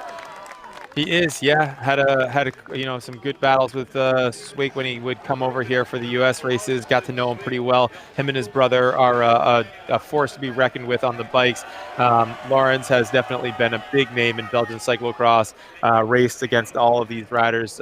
He has raced against all these riders. He knows Van der Poel super well. But having a really good season, it's nice to see. He's quite the force on the road bike as well. Doing some really good time trials over the summertime. You can just tell with his frame and the way that he's built that he'd be good at putting out a lot of power for a long time. So good to see him in the off-road side also, really tearing it up and able to make that his focus of his career. Yeah, Mathieu van der Poel. I was lucky I was out at the Tour of Britain commentating with Mathieu van der Poel. He did his first time trial that he'd done since he was a junior on the Tour of Britain. It was good to be there that day. And what a race he had.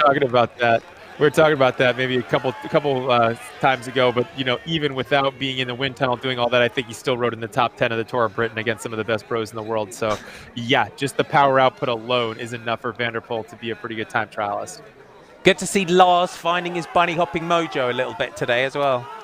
Yeah, awesome. Awesome to see him with that confidence. That's one thing that a pro rider never should be missing, and that's the confidence in believing in themselves and going back out there and trying. As you get older, you get more timid, and yeah, it's great to see Van der Haar still able to say, "I'm willing to hit the deck, and I'm willing to try to jump these barriers at speed." You can see he even put a couple bike lengths into Isterbit, so he'll be really happy with his effort here today, jumping the planks.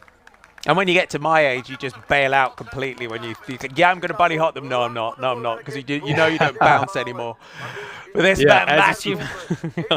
As you see Van der Poel taking the whole course all the way up to the top section there, using the course. He's now got 30 seconds, Marty. So you see Sweeck has decided, okay, this is enough. I'm not going to be able to get Van der Poel back. It's all about time now. So I'm going to ride a consistent race. After all of the racing yesterday in Tabor at the World Cup, coming back into this, you can see now that Van der Poel's not having to use the 180s to look back to see where Sweeck is. He can look back and see that on the timer going through that's 30 seconds. He knows that he's got a good gap. Now, Van der Poel's focus is trying to take the most time out of his rivals in this clinch this overall title of the DVV come February. So Tim Malier, again, just on a bit of a charge. Sweeck will be happy that he's got one section of that off-camber section between him and Tim Malier. The career Finn rider has got some great power. Van der Haar and Iserbit with Van Torenhout and Meusen still trying to find their way back here. Malier has a little glance to his side. He's got to be mindful of the charge that everyone's making behind to close down those seconds. Yeah, absolutely. But we see now it's Van der Poel that has been going into that last section. He's now into the technical stuff. He knows that he's got a little bit more to go before he's able to look up, take a rest from this week that he's had, which has been very stressful, and really kind of just get home and do a reset after this week. I think every week that goes on, Van der Poel will rest a little bit more, get a little fresher, let these efforts marinate into his legs. And I do think that we'll see a rider of Matthew's caliber continue to gain speed and momentum. You always have to look at where a rider is in their season. And I think that Van der Poel's still got an upward trajectory heading into this. He doesn't have this isn't even his third week of racing yet, Marty. No, not at all. And this is such similar shots to we had last year. That time it was in the European Champions jersey, just keeping the flow through this course. So 2016, 2017, 2018, and now here in 2019, Mathieu van der Poel is going to make it 4 in a row, and he is into the home straight. The crowd are banging on the boards for the world champion, the Corridon Circus rider. He set his stall out on that opening lap right from the gun. As he comes towards the line, the finish, Mathieu van der Poel takes his 4th consecutive victory here in Hamme. What a great day out, a stunning performance yet again from him. And this man again, what a great race he's given us today. Absolutely, man. Sweeck has just been on fire this year, riding super consistently, taking that 2nd place in Ruddervoorde against Van der Poel in his first outing.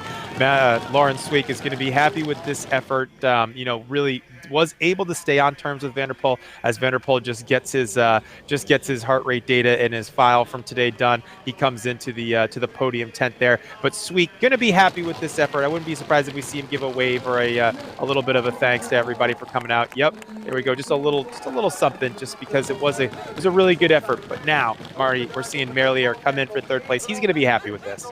Yeah, this is his best performance of the season so far. Lars van der Haar, though, is not done without a fight. Lars van der Haar wants the next position. Malier is going to come in. He's happy with that one. Sits up, gives a wave. Lars van der Haar takes 4th. Iserbit is going to be 5th. Lars is having a great season. I'm really happy to see Lars on such good form. Yeah, man. As they say, never gives up. So he'll be happy with that. It's so good to see him having a lot of just nipping at everybody's heels, making sure that he's coming up. He's had a very good season this year, and I think he's gonna be really, really happy with yesterday's, of course, the podium, but also just coming back to racing at the front of these races. You know, when I was talking to him on the podcast, he said that he doesn't care about how old the riders are. He's just racing who's out there. He doesn't care about anything else. Van Kessel and Vermeersch. Again, you should see the riders trying to find that gear, making sure that they're in the right gear for the sprint where they just exit that little bank as Yanni Vermeersch comes through here for 8th place. So that's a good ride by Vermeersch, and Van Kessel is 9th. So that's nearly our top 10, and here's Toon Aerts. Yeah, as you see Toon Aerts coming through with that mechanical, he'll join Michael Van Torenhout in the mechanicals classification. So in that classification, he gets 2nd today because Michael Van Torenhout, we saw his seat come off. He finished up 7th, and then Toon Aerts having a problem with his chain guard or something along those lines, finishing up in 10th place. As we see the riders coming through here, looks like Vincent Bastines, Jens Adams, Jim Aernouts all taking it in about 2 minutes back. And we see the brother of Lawrence Sweek, that's Dieter Sweek, coming through there in 14th. And Nicholas Kleppa coming through in 15th place. That's a good ride by him. 2.5 minutes separating the top 15. Here's a shot of our man of the day.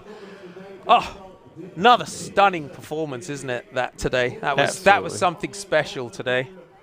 Absolutely. Yep. Very happy with that. You know, again, having a really good season, not looking back. You know, I think, again, after an emotional week with his grandfather, Raymond Poulador, passing away, I think Van der Poel is going to be really happy to just go home, spend time with his family, and get this weekend of racing kind of in the books. As you see, Sweek did give a good thank you, everybody. He is happy with that effort. Again, they know that they're racing against a great right now. So getting 2nd is probably very, very satisfying for Lawrence Sweek and Tim Merlier. Yeah, this man as well. I think it's good to see him just finding the groove now in the point of the season. He had a very busy road season as well. Did Tim Merlier? So it's good to see him up there. That's probably one of the best results we've seen of him in one of these races for quite a while. Yeah. I think he's got I think he has a lot of confidence from being at the being Belgian national champion, you know, over the course of the road season. I think that helps a rider be able to believe in themselves. It gives them a lot of confidence to be able to come into a race like this and know that anything is possible. You just go out there when you're racing week in and week out. You don't know what exactly is going to happen, but you have that confidence that you know you can trust your body to be able to go out there and to do a certain thing. Like, okay, I know I can go out there and I can do an hour hard. Hopefully the cards line up. Hopefully things fall into place and I have a good day. And with a little bit of luck, here he is, boom, on the podium, 3rd place. So awesome ride for him today.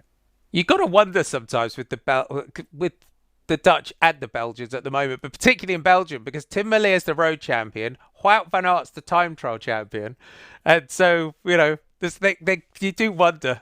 They think, what are these cyclocross riders doing, taking all our titles? Yeah, I think so. I mean, I think that they are. I think that they're looking at everything, saying like, "Hey, if you guys want to be a good all-around athlete, think about cyclocross as something that you do in the wintertime."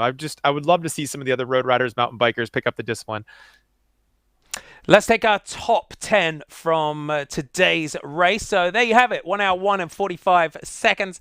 Mathieu van der Poel, Laurens Sweek, Tim Merlier, Lars van der Haar, Elie Iserbyt, Tom Meeuwsen, Michael Van Torenhout, Yanni Vermeersch, Corny van Kessel, and Toon Aerts manages to rescue his day after that mechanical issue and still finishes in the top 10. And again, I think from Toon Aerts' point of view, we're seeing a few mechanicals creeping in, which is unfortunate. We saw that broken saddle for Michael Van Torenhout as well, but again, it shows in terms of the general classification of the DVV Trofee, just got to keep battling back. Yeah, I mean, again, Toon Aerts go home tonight. Obviously disappointed, lost some good time, but did have a heck of a first half of his race, was able to stay on terms with Van der Poel, which is something that we haven't seen yet this year. So been awesome for that. And yeah, as you see, Van der Poel was nailing in those lines early on, had a hard time with that inside line, knew not taking that line again, but it was after about 20 minutes or so that he decided, okay, I'm going to try my first attack. He strung together that last technical section with the road start finish section, and then that first technical section, and was able to create a pretty good gap, which is what we see here now. You just saw Laurens Sweek there just having that little look past Toon Aerts when Mathieu van der Poel went. It's almost that situation, isn't it, where you've got to be with him when he goes. Yeah, it's a bit of a passing of the baton, right? Like Toon Aerts was on there with him for that first half as okay, Laurens, you look like you're ready to take over. Here you go. And then Laurens said, okay, but you can see that look on his face. It was going absolutely as hard as he could. There was no question that Mathieu was in full control of today's race and able to really use all of his technical prowess to be able to have a lot of success on this track. It's such a great course, this, isn't it? You look at the course here in Hamme. It's got to be one of the classics, hasn't it? I think it is. Yeah. I mean, it's a DVV race, so it's naturally just got a lot of prestige already. But it is one that I think the riders really look forward to. It's been going on since I was racing there as a junior and an under 23. I did this race, so it's been going on for quite some time. And here it is, the champ Van der Poel, happy. You can see that the way that he pumped those fists, that means that he's pumped to be able to take this win again after a hard week with a lot of things going on in his life and in his world right now. Yeah, and you saw Laurent Swake there, just that the little way just kind of puffed out his cheeks as he crossed the line there. That was almost like that. Whew! He knew he'd been in a race today, didn't he? Yeah, he did. He definitely did. Yeah, like I said, he knows that he's in the cross season. Things are going full gas for him, and yeah, it's probably really good to go home with a podium in the legs after such a hard weekend. And I'm not sure, but I do think that it's his first of the season. Now, if you weren't with us earlier for the women's race, if you don't want to know any of the spoilers for that, you could just press mute and look away for a few seconds, because our friends at Dutch Eurosport, and I know you like all the insights here on GCN Racing. So Jan Hermsen was out on the course a little bit earlier on, and he got some interviews with Sanne Cant and Annemarie Verse, so we'll hear from them now. What do you think of the dominance of the Dutch girls at the moment? Yeah, they're quite good. They took a flying start, like they said, but yeah, hopefully my level is growing, and I hope I can be at the top, in a few weeks. Is the cyclo-cross women level at very high at this moment? Yeah, I think maybe one of the highest. If you saw yesterday, Lucinda, normally on that course she will be the best, and now she was also battling for podium. So I think the level is quite high at this moment. The youngsters are doing really good at the moment, but at the end of the season, Sanne Cant always becomes world champion. I hope so. That's something what we always think in Holland. I hope it's true. I'm gonna try it, but 3 times in a row it was quite spectacular. So 4 times it will be next level, I think. Thank you. A Dutch domination in the Belgian cross today. Yeah, of course. Yeah, 1 Belgian girl and 3 Dutch girls. Yeah, I think every week the Dutch girls are really strong. And also you saw it yesterday in the World Cup. Also, I think the first 4 girls were Dutch women. So we are strong this year. And the level in women's cycling and women's cyclocross is very high at the moment. Yes, I think it's really high. I think every week there's another girl who can win the race. And it's really high level. And yeah, I like it. But it's every race a really hard battle again. Great insights. Thanks to Jan for getting us those interviews. And I loved that, didn't he? All season long, and then in the Netherlands, we always expect Sanne Cant to be world champion when they come out of that one. Yeah, it definitely is the Dutch versus the Belgians there. It's good to see that banter, and it's just nice to hear from them in English. You know, it really allows us to connect to them in a way that I think we haven't been able to as fans of the sport from the English-speaking countries. So for me to be able to hear them and just to understand their personalities and the way that they're thinking and their body language, it gives me a lot of insight into what they've got going on. So cool to see Sanne Cant there, just kind of saying that she is of course looking forward to the World Championships and kind of giving me that sense that I might be onto something with how she's structuring her season for the year, Marty. Because there is that difference, isn't it? And when you look back, you look at the career of Mathieu van der Poel in terms of the battles that he had with Wout van Aert for that rainbow jersey, and you look at Sven Nys and the amount of times that he was so dominant in the manner that Mathieu van der Poel is throughout the season. There's such a difference, isn't there, between being able to maintain that form and keep that consistency and peaking for that one specific day to win that world title. Yeah, I think so. I mean, I think that, certain riders were able to do that. When I was racing the national championships and the bigger races, Todd Wells was a rider that I raced against. He went to the Olympics many times, was a very good rider here in the United States. Some people will know his name. He was able to peak for the national championships. I was always so impressed by that. There's riders that are good all throughout the year. Someone like Sven Nys rings a bell for me. Then there's other riders that are higher and lower, and they're able to do bigger peaks and valleys. Yeah, so it's kind of weird when you see a rider that does it all, because like that's like what Van der Poel is doing right now. He's able to win them all, but we are looking at one of the greats. So yeah, Sana Kant picking and choosing her spots, which is just fine. It's been making for some incredible racing so far this year. And in terms of the average speeds of these races, it's just now looking at the way this is going that there was no let up at all there by Van der Poel, wasn't it? Sweeck just gave us such a great race in the fact that he really pushed Van der Poel there. He did, yeah. I think that Sweeck is looking at this as an opportunity. You know, there's always a chance if you're 4 or 5 seconds behind someone and they have a problem, then you're able to take a little advantage, come back in. Mentally, that's very challenging to be able to come back from something. If you've laid out 110% of yourself, you have a problem, another rider comes back to you, it's like all for nothing. And I know that that's what the riders are betting on. They're hoping that they can have a chance against Van der Poel. They know that he's the strongest rider in the race usually, and it's all about what they can do. But there's always chinks in the armor. There's always an opportunity. And as a bike racer, you line up to these races knowing, hey, there's a chance and I'm going to try. Yeah, but I have a lot of chat on the forum today about T-shirts and things. So just to let you know as well, if you go to shop.globalcyclingnetwork.com, there's a new Black Friday collection. It's a discounted introductory collection that you can see on there. There's loads of great stuff over on the GCN shop. I will ask the question about some GCN cyclocross T-shirts because they've been on there. I ask the powers that be. As long as if I do that, you've all got to make sure that you go out and buy them. So if you want those, let me know on the forum, and I will ask the powers that be out there. But head over to shop.globalcyclingnetwork.com and check out all that cool new stuff that they've got over there. If we get the podium, Sid will let me know if we've got the podiums coming up. But today, sum up Hamme. Really, we've had a fantastic days of racing, and again after coming back, the riders having to travel back from Tabor yesterday.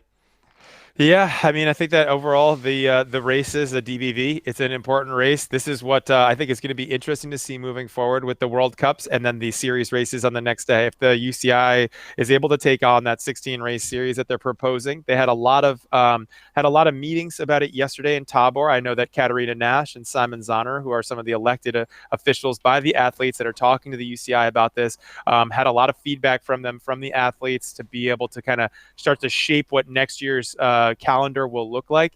If this is going to be every single weekend, it will be hard on the riders. You know, coming from Tabor, driving all the way back to Hamme has got to be a long trek for them, for their mechanics, for their staff, for their family. I think one weekend, you know, is not a big deal, but weekend after weekend is going to it's going to shape the sport in a different way. So yeah, it's just a changing of the times. It will have to have different constraints, different, maybe we'll see more midweek races. We'll see, more races happening during the middle of the week and on the holidays. I'm not sure exactly what's going to happen if this type of schedule is the status quo moving forward.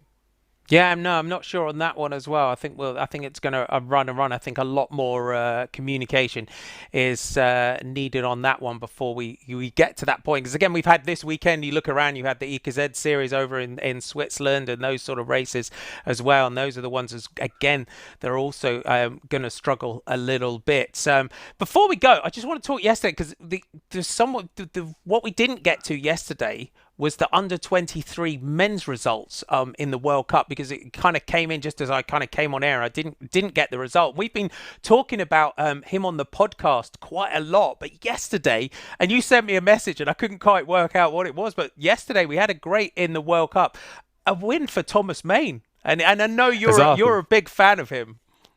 Hey, I love seeing it. I love seeing riders that are up and coming, having success at the international level, seeing him take that World Cup victory. Very cool. So we're talking about Thomas Main, a rider from the United Kingdom that was able to win yesterday's World Cup in Tabor. It's very, very cool. And I just sent him a message just to say congratulations. So great to see new names in the sport. So great to see non-Dutch and Belgian. I love them, but they would agree that we need to have other countries involved in the mix up front. So seeing a very international podium yesterday, Swiss rider and a French rider rounding out that under 23 men's podium is really cool, and I was really happy for Thomas to be able to take that win yesterday. There's been a bit of chat as well today about some of the American riders in terms of getting over, because we're starting to see the likes of Tom Pidcock and Thomas Main and these sort of riders breaking into that sort of top 10.